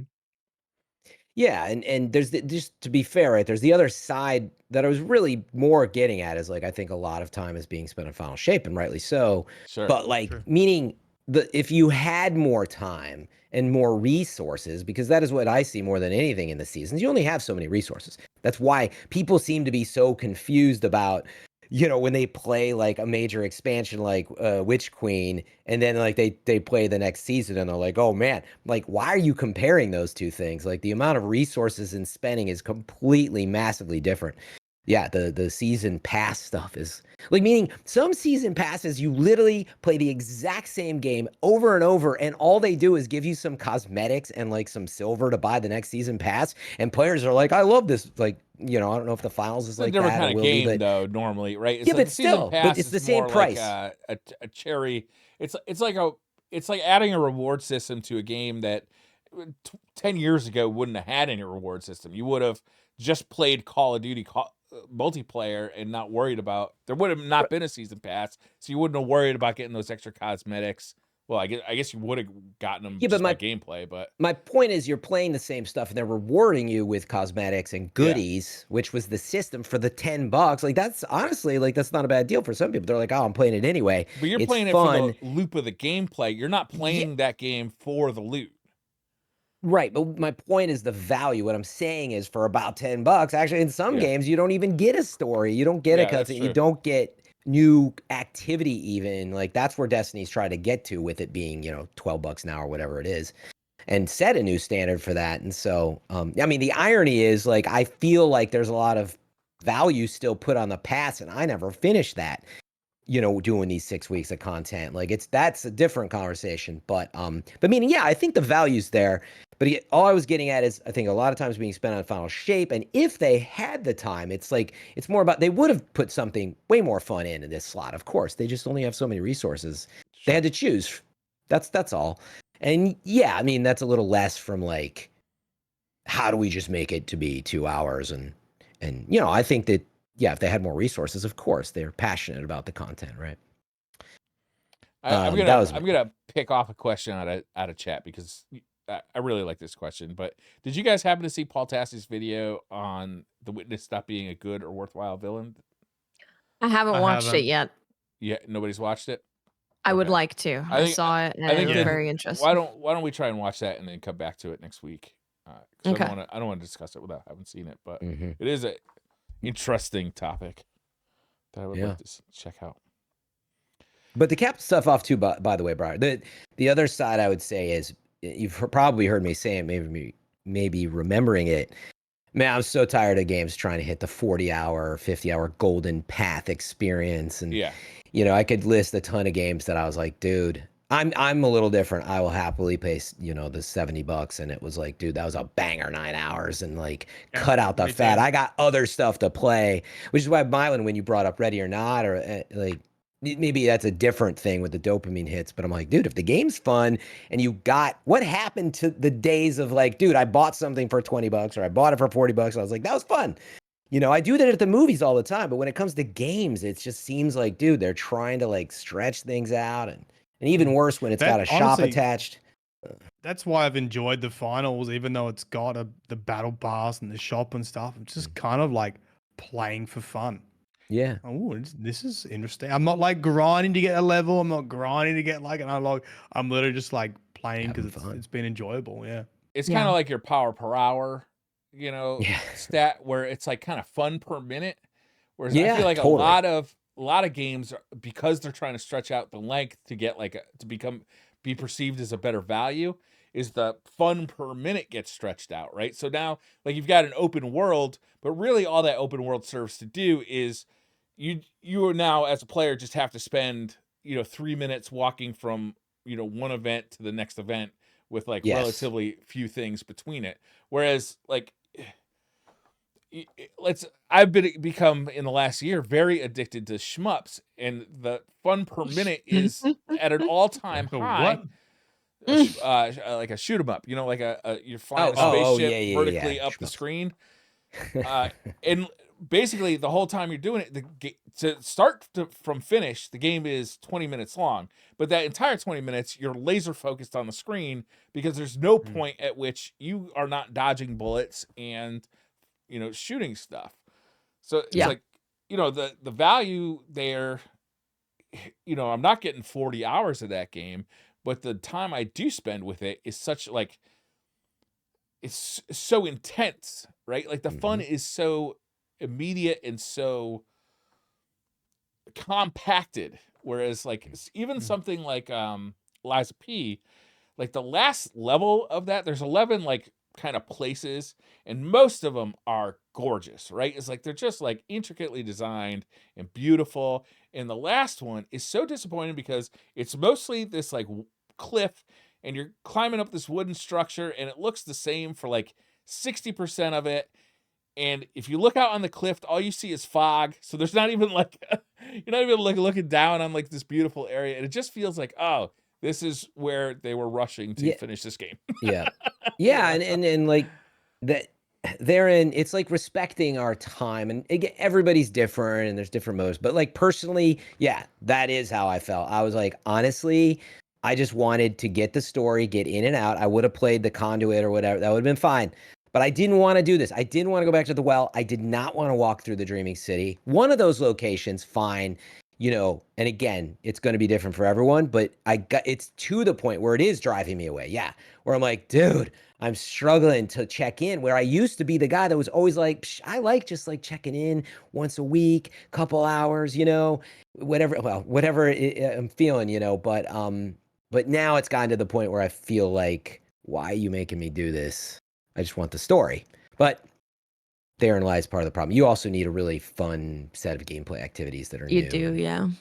Or just new, fresh content. It's a lot easier when, like, say, Lightfall had just come out and you have a new raid and you have this and that. That's why, like, I went and played the dungeon, and I did the exotic quest. And those are 2 new pieces of new content that are really solid. And there's some irony, right? It's like I have to do this seasonal stuff when I want to just do this other stuff. How do you marry that,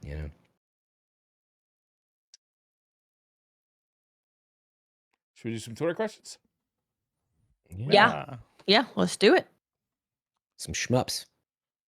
Have you guys not heard shmups before? I have. No, Okay. Just I not haven't heard someone shmups, no. saying it out loud like that. It's You like, just don't hear someone say it that often. yeah, I guess so. It's like shoot 'em up, right? They used to call them shooters, but then Doom happened and took that name away from shooters, and now people call them. My mom calls every shooter a shoot 'em up. Yeah, I think that's okay. Super Saiyan Saint says, more anticipated release, Rebirth or Final Shape? They're 2 completely different Rebirth or games. Final But- Shape. I mean, The Final That's Shape a means tough more to one. me. Like It's I'm really Rebirth. looking forward to Rebirth because I Final had Fantasy, so much, remake Final Rebirth. Fantasy Final 7 Fantasy. Rebirth. It wasn't called remaster. Was it called remaster? Final Fantasy 7 remake. remake. I think it was just called I remake. had so much fun with that game, and when I finished it, I couldn't wait for Rebirth, and I'm still really looking forward to it.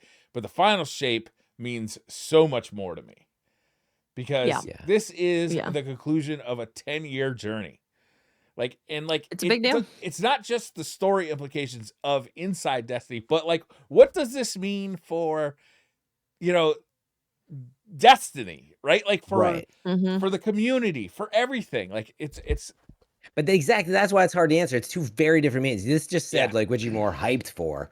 Like, Yeah. dude, like Yeah. you were hyped for the analog, to get in your hands, right? The that's what that thing's called, right? He's got it right next to his desk. Exactly. Hype level. See, he's probably and that's all I was getting. Commando. Hard to answer because there's so much weight on. I mean, we're on a Destiny podcast. Yeah. But Yeah. But Hard I to am answer. really excited Yeah. for Rebirth. Like really excited for it. I'm really looking forward to Rebirth. Yeah. Yeah. I'm most excited for Rise of the Ronin. Mhm. When's that happening? March 22nd. When's Wulong? Wukong. Wukong. Sometime in August is all we know Okay. at the moment. Oh, that's gonna be like Ways out. Russian05 says, since week or so before Christmas, I got into Cyberpunk for the first time. I can't put it down and has made me forget about Destiny 2 for a couple of weeks. What a phenomenal bounce back for CD Projekt Red. Any other games that you can remember that redeemed itself as much as Cyberpunk 2077? I mean, No Man's Sky is an easy one. Yeah. The biggest one I would say is Final Fantasy 14. That game was very, very poorly received when it came out, and they fixed it quite quickly. And now it's one of the most beloved games in the entire world. Yeah. I hear Fallout 76 has had quite a turnaround. I don't believe many updates. I mean, I haven't played. I've heard. This is just something that the apologist would say. Something a Redfall fan would say, as if I'm a fan.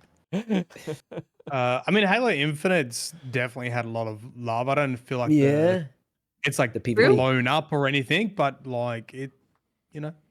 My disappointment with Halo Infinite was never the multiplayer, though. It was that awful campaign. So, I couldn't understand how people gave that campaign good reviews. It was. Like, I actually, you know what, Briar? It's funny you say that because I was going to bring it up as a perfect example of a game that stretches out that golden path with all that. If you were if you removed the open world stuff and unplugged it and just did those like really intense down the hallway shiny, would you have felt better about it? No, there was no like epic moment of me jumping on a scarab and like taking down that scarab like in Halo 2. There was nothing like.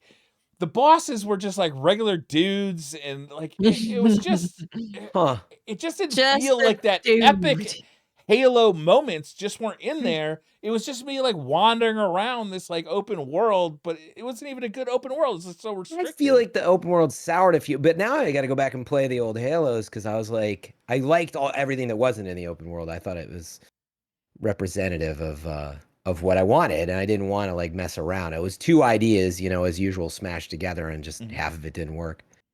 But anyway, Halo Infinite PvP, yes. Yeah, I thought that PvP was good. I had a lot of fun with that. I'm still grinding it. I'm grinding my Season 3 pass, not because I feel like I have to grind, but like every time, kind of like Myelin was saying with the finals, I'm like, dude, I just want to have some fun. Literally at the beginning of every Halo, either I swap to it after I've beat my head against the wall in Starfield over like a bunch of dialogue. I mean, that sounds bad. I do enjoy it, but I just want some fun. Meaning, I'm tired of reading, and oh my god, I can't wait for your video, Fran. I played 200 hours of Starfield, and I hate it. I know. No, it's a good one right there. That is clickbait right there. Yep. My honest review. Oh. Stop. Don't forget to put your face on the thumbnail. Mm-hmm. It was like, yeah, it works. It does. It does work. Sadly. Varian says, I know some people that I hate using the term honest.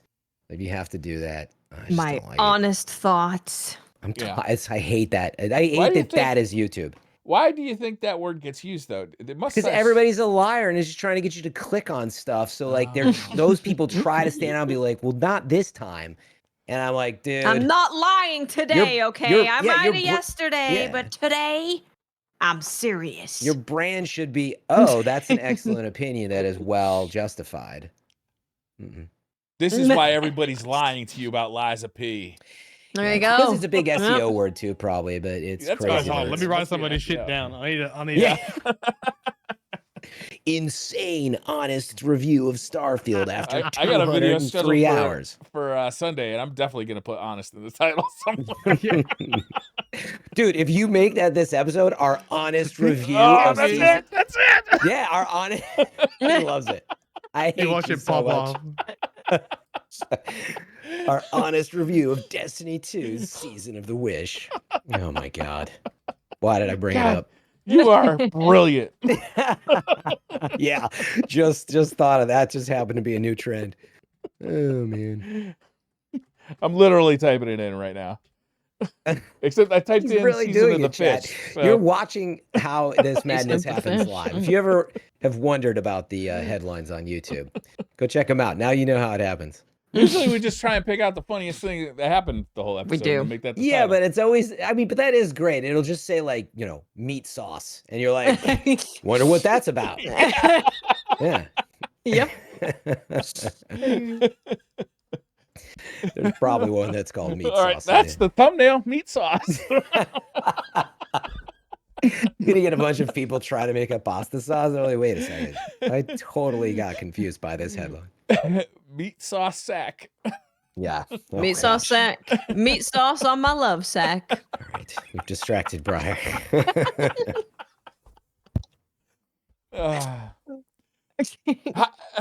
The variant says Briar's gone. I watched last week's show today and I wasn't able to play Monster Hunter yet, but I have been playing Monster Hunter now, and it makes me want to play Monster Hunter World. Anyway, what is something you want to accomplish in 2024? I want to play games and be happy about it. Yeah. It's pretty cool. Pretty cool. I've got lots of goals. I'm not going to read them all, but I'm just going to flash it. Don't pause it. Holy Okay. smokes. Whoa, what the heck? Jesus Christ. That's like They're not all you need goals, some but red they're- string and some photos to put up on there. Yeah. Some Alan push-pins. Wake over here, dude. Yeah, true. No, they're not all goals, but they're just thoughts, ideas, content schedules, how to do stuff. My What am I gonna goal ask is the you? same as it was last year. I'm trying to lose weight, get in shape, get healthier. I made some progress last year. I hope to continue that progress into this year and keep going. That always is it's always a good goal. I want my body to be healthy and strong while Yeah. also playing video games. Yeah, You know what those- Paladin did recently? Mm-mm. You can hook up your like Netflix, Disney, a bunch of other things, and Peloton? you can just and you can Okay. just sit there and watch it.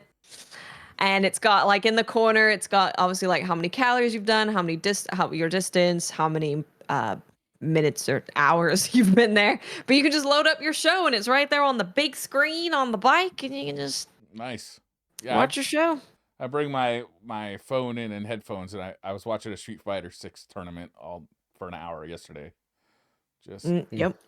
watching your steps other in, that's people play great. video games because I gotta walk on this goddamn treadmill.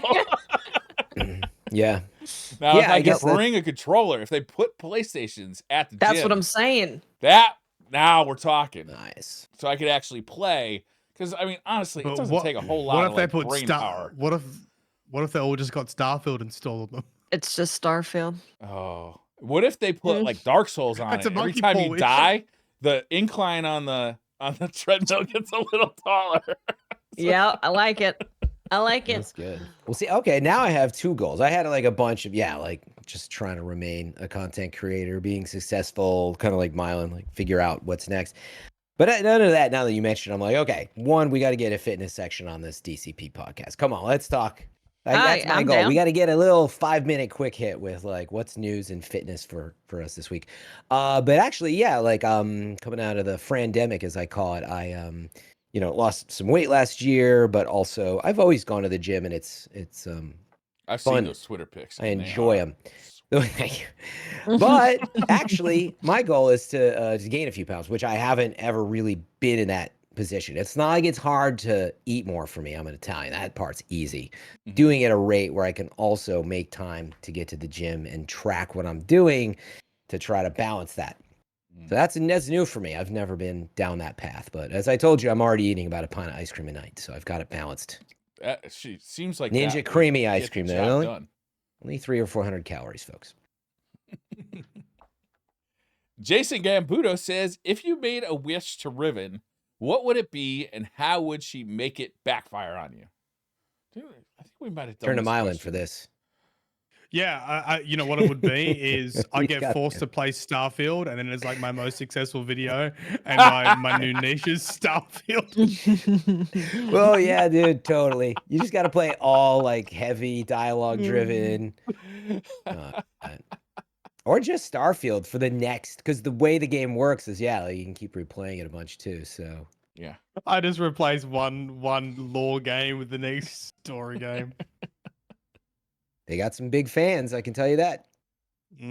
I'll be honest with you. I watch a lot of lore videos on like different games I'm playing because so many people, many games have like kind of like that deep lore now. I don't feel like that was a thing back in the day. Like, was there deep lore for Halo? Yeah, I mean, they had heaps of books and everything. There was, but yeah, it's our you're definitely onto something, which is our accessibility to like. There was no way to get access to somebody like Myelin back then, right? Like it's definitely more very popular difficult to like to watch analyses of video games and movies. Like actually breaking stuff down and reading it, and I think game makers and video makers have sort of cottoned on to people like piecing stuff together, and it creates this like community where you don't want to tell the whole story. You want people talking about your story after the fact. Oh, you definitely have people like making games, even with like information that would help you within the game, where they're like, well, we don't want to say everything about where you find everything because we want that to be a discussion that happens within the community. Yeah. That was going on before the internet, even though. Like there was all sorts of secrets in games before. I guess you still wanted that discussion though. It's just happening in the playground as opposed to on the internet or at lunch. Yep. In lunchroom. I remember going to school and asking how to beat one of the bosses in Zelda. Some people probably couldn't work it out. How do you do this? Totally. Reggie N says, "Happy New Year's, DCP. Do you know? Happy New Year. Happy New Year to you. Why? Do you know why we can't just use Riven's final wish to make the witness disappear or never exist along with its race?" Damn, Reggie's down with the genocide. Oh yeah. Savathun really didn't think this one through, did she? This is the whole weird part. Is like Savathun left us the input for the wish to merge the ley lines to follow the witness into the traveler with a single person before any of this ever happened. Like she predicted that she predicted the witness was going to connect with the traveler, make a portal, leave us outside, and that we would need to make a wish to get in. You know what's funny is anytime somebody says the word ley line, I just assume they're full of shit. The ley lines. The ley lines. The ley lines. All of the pyramids are on the ley lines, and that clearly proves whatever I want it to prove. I think they made a joke about why you can't wish the witness away. Did they? It might be something to do with like the greater the wish, like the greater the consequence, or something like that. So, like, so we'd have to a bigger consequence than like destroying the entire universe. Well, okay. Well, here's an idea for you. All right, get rid of the witness and all the civilizations, and then the armed car's like, yeah, okay. Well, everyone's dead. Bye. See ya. Yeah, I mean, maybe again, I'm always confused on lore, but is that it because the witness goes back so far? I mean, I guess they could just wish that the witness was good and nice maybe instead, but I don't know. I mean, I wish that we have tea and crumpets and not murder. Yeah. Exactly. We're just friends. Honestly, just wish the traveler away. Same difference. You know? We wouldn't have all this trouble. You got my traveler. This is like Jujutsu Kaisen, where you want all the humans to go away because humans are the reasons that curses exist. Because curses are created from humans' fear. I was like, where's she going with No. Get rid of Americans. Keep the Cubans. But we can.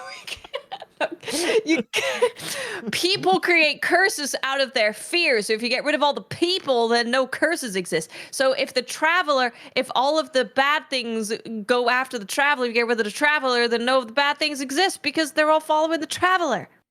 There you go. Riverwind in chat did say, Riven said during one of the cutscenes that even a wish dragon wasn't powerful enough to destroy the witness. Oh yeah, maybe she did. Yeah, I think she said that. Is that maybe was that when she was saying something like, even if I wanted to do this or that, like I couldn't? Because like I said, she was also I was explaining pretty some sure stuff around it. Yeah, I was like, I'm pretty sure she said like, hey, we can't do that because everyone was asking that question. Just like, well, you killed me, so I'm like only half my power because I'm like not real. So, what do you want from me? Yeah, that too. Maybe I could have done it before you suckers killed my ass. Yeah, did you try talking to me? Huh? Yeah. You think about Yeah. that after you enslaved me? Guys are such assholes. Still waiting for Rick movie says, now that we are fully into the new year, what's everyone's New Year's resolution and who does not involve eating Briar before Final Shape releases? Ooh. What about Good on idea. Final Shape release for a little party? Yeah, a little summer barbecue over here. But that'll go down well. So offensive. I feel like the Destiny community would love a barbecue Briar party for Final Shape. It's a great I got a Memorial new Day barbecue for Christmas. So nice hot weather over here. If you want to, I do like. I'll pay for your tickets if you want, bro. The one way. Does anybody have a New Year's resolution? We kind of talked about like our goals for the new year. You know what?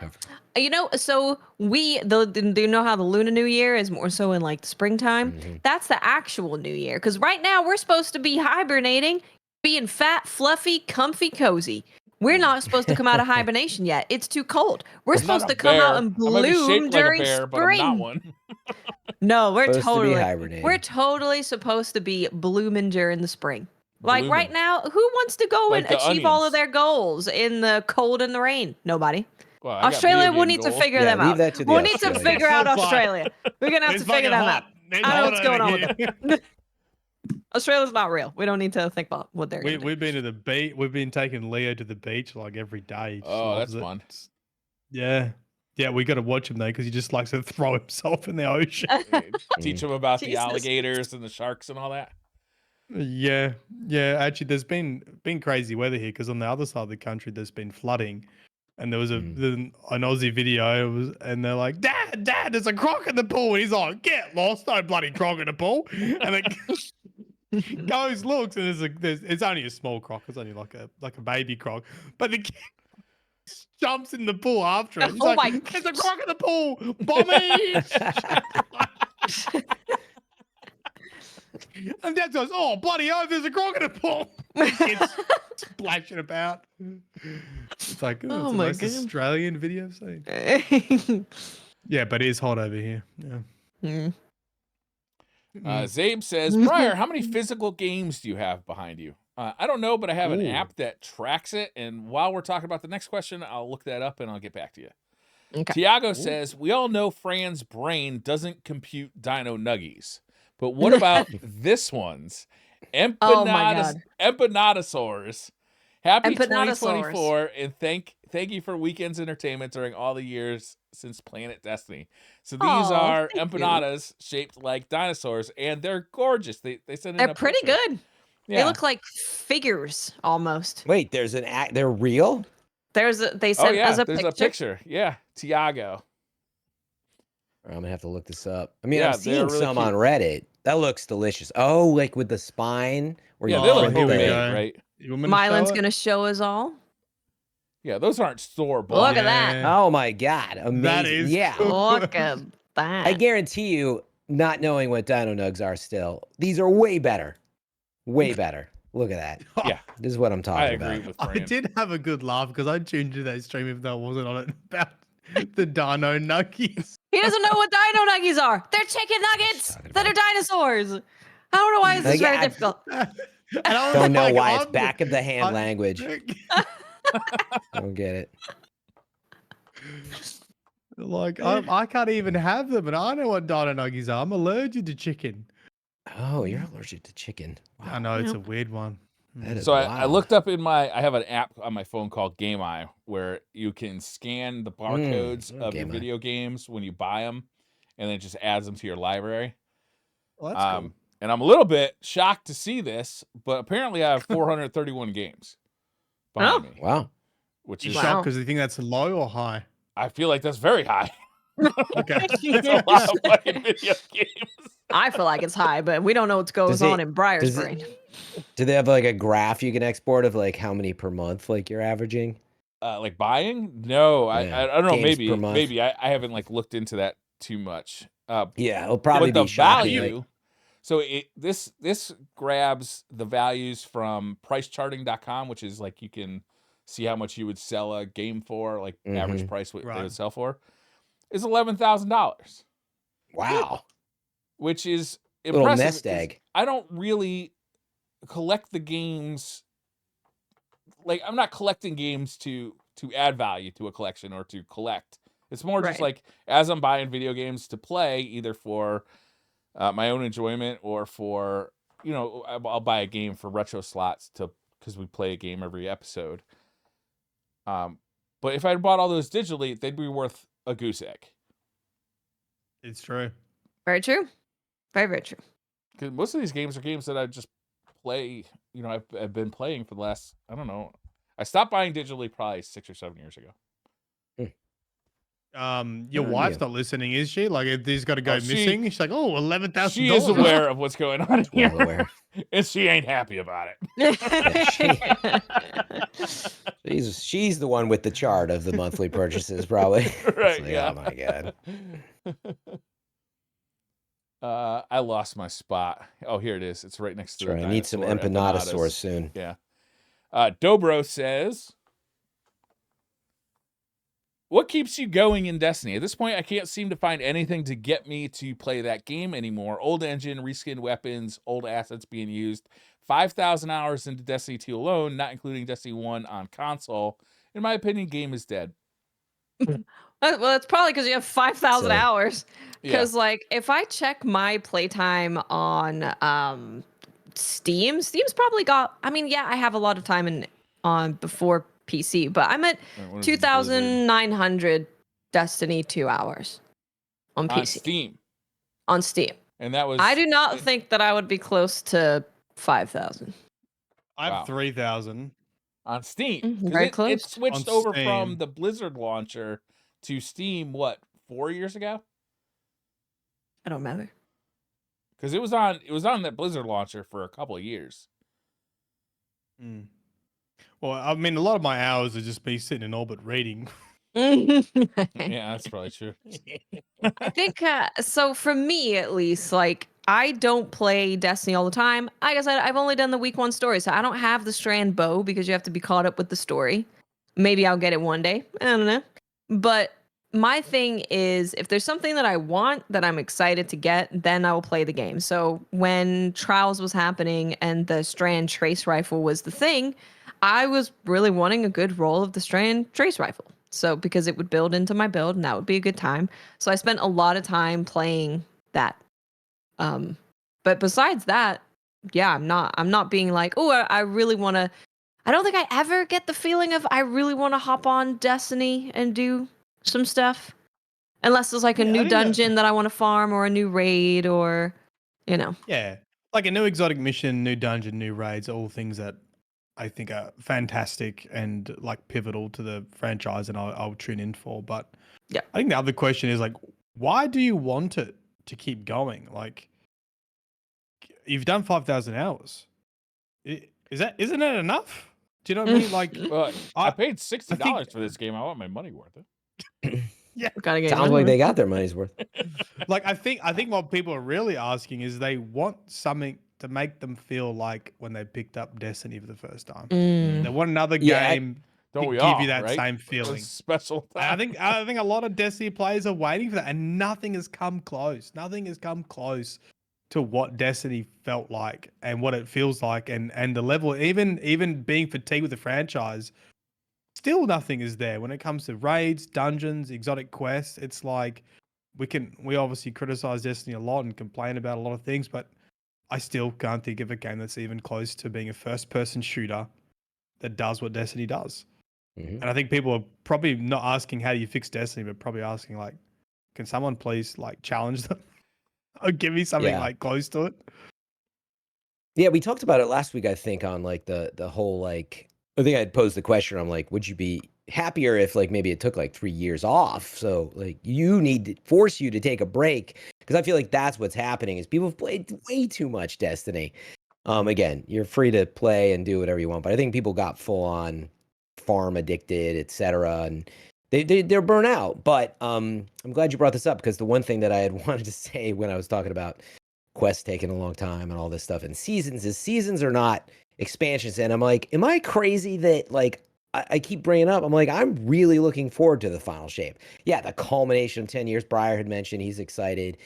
And like I'm like, if we look at the history, it's telling us all the time it's gonna be every 2 or 3 years that you get excited, isn't it? It's like, Taken King, Forsaken, Witch Queen. I'm sure I missed something in there, but like roughly speaking, I think the community generally was really excited when all of those came out. And I'm like, didn't you get, so in other words, put it more simply, didn't the community enjoy Witch Queen quite a bit? And like, if you get something similar to that and maybe a bit better with the final shape, doesn't it make you happy? It makes me happy. Quality of life plus that. I'm like, I'm excited for that. I don't look at this season though and be like, dude, this has nothing to do with the final shape other than the story. The egg. I'm always excited for big expansions. Like I don't sit here and go, oh my goodness, I can't wait for the final shape. But as it gets closer, I'm like, I'm really looking forward to jumping into the final shape. That's tends to be how I am with Destiny. If I think about I really enjoyed the most satisfied I've been as a player of Destiny, it's always been the expansions. I mean, it was obviously the launch of Destiny 1, but I liked the Taken King more than I liked launch Destiny 1. I mean, it's so much more robust. There's so much more to do. And then Destiny 2, I loved. I know a lot of people didn't like Destiny 2, but I really enjoyed the shit out of like the first year of Destiny 2. And then Forsaken was amazing, right? Like the Dreaming City was, I think, the best content they've ever made. I mean, it was so crazy. It was great. And like, so like there's peaks and valleys, of course, but it's like we've been on this train for 10 years. Of course there's going to be like high points and low points. And yeah, I think we're at a low point right now, and I'm hoping that the final shape. I'm really looking forward to the final shape. Yep. The final shape feels like Forsaken. It gives you the same feelings of that, and you end on a high. Yep. Yeah, I still stand by. I think to just really, you got to cut off some Destiny players and make them take a break, and it's kind of happening. I still think it's a shame that it's only like 4 months, so I wish that it was an even bigger break, because I feel like people would be more like, okay, I did need that break. I was pretty excited to come back, but anyway. Zachary Richens says, Briar, how are you going to one up your neighbor this year? Put in a heated driveway, get more goats to mow the lawn. Ooh, that's a great idea. Better holiday decorations. Or are you going to sabotage his sprinkler system? I like that idea too. So I'm never trying to one up my neighbor. My neighbor is sabotaging me. That is the issue here. I am the innocent party. I am just trying to live my life and get along. And this dude is just making life miserable for everybody. He's got this like perfectly manicured lawn with all fresh landscaping. He's just making everybody look bad. Let's be honest. Honestly, I'm kind of thinking your neighbor's not that great, because he fired the guy. He fired the guy. Yeah, he fired the guy right before Christmas. Right before Christmas. Who does that? Not game developers. Bungie? All right, guys. See you in 8 weeks, maybe. Bye-bye. Yeah. Perfect. All right, last question of the night. Ultra Prime says, been playing God of War Ragnarok Valhalla. It's been great. Has anyone else on the show tried it? I've not played Valhalla. I feel like I'd actually enjoy Valhalla quite a bit. Really? It's 1,000% my kind of game. I think I'll enjoy it more than I enjoyed God of War, because I actually just wanted more combat in God of War. I was like, shut up, boy. I just want to get to the next cool thing. Yeah. I've seen people play it though, and yeah, it looks fun. Yeah, it looks great. Yeah, God of War is one of my all-time favorites, and that's been on my backlog, not because I don't want to play it, but I got it. Yeah, when I do it, I got to just spend a few hundred hours with it or whatever, so I'm looking forward to it. Roguelites are like, for me, something that if I just want to play something for like an hour or a couple hours, like I don't want to like sink into a hard night of gaming. I just want like something for like a little bit of time. I feel like that's a game I could pick up and play. I still haven't finished the main game of Ragnarok, and it's like there's no reason for that. I just got distracted by something at the time. and need to get back to Right. it. Yeah, that happens. Yeah. It's not like I wasn't having fun playing the game. Although I don't like that game as much as I like the first one. Interesting. Why? I'm not sure. One of my big turnoffs was there was a couple of spots where you're like riding around on this. You're doing like a slow walk for like 10 minutes talking to like some girl. And I was Right. like, oh, come on. Yeah. Can't this fucking thing go any faster?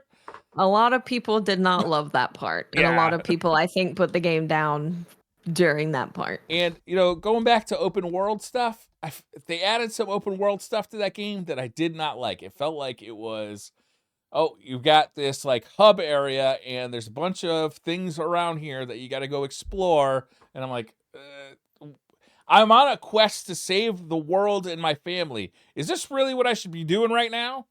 Like, is it just exploring this ancient tomb looking for coins? Like, is this really important? No, let's get on with it here. Yeah, I think that's fair. I didn't like God of War, but I never said that openly because I was scared for my life. That's it. As you should be. You're off the show. As you I should don't be. want to see you out You're here. on 8-week probation. You're on 8-week probation, dude. I don't like God I of don't War. want to hear from him for 2 months or more. I liked the last God of War tremendously, but this one didn't grab me as much. I still was enjoying it, but it was not as much. I was pretty bored. I like the combat though. I love the combat. That's why I like it so much. My brain has to be engaged. Something's got to be going on, or I fall asleep. That's why I can't catch up with the Destiny story like all at once because I'm like, dear God, I need to go like PvP or something because what is going on? Yeah. Wait How until the you play fuck are we week gonna do without 6. Myelin telling it to us? Take the long walk. Well, you don't have anything, and then it'll be Final Shape, and I'm sure I'll 100% come back to about Final Shape. All right, that's gonna do it. Thank you all for hanging out. Thank you very much, everybody. Yeah. Thanks for having me. Oh, Yeah. Myelin, to best see you wishes. soon. We'll see you on Keep stream. it. Yeah, make sure that you see what Mylin's doing on YouTube and Twitch and see how his journey's going. Yeah. Get in the Check- Discord and Knock on his vote front on what door. game he Say plays. hi. Check in on the family. Yeah, appreciate it. I think it'll be great. It's gonna be great. It will be great. Make sure to leave your Godspeed. taint toucher suckers on Mylin's videos. Suckers. Keep going. Keep going. It does make me happy because I still see them every now and then. Just an old paint scratcher, like that makes me happy. Yeah.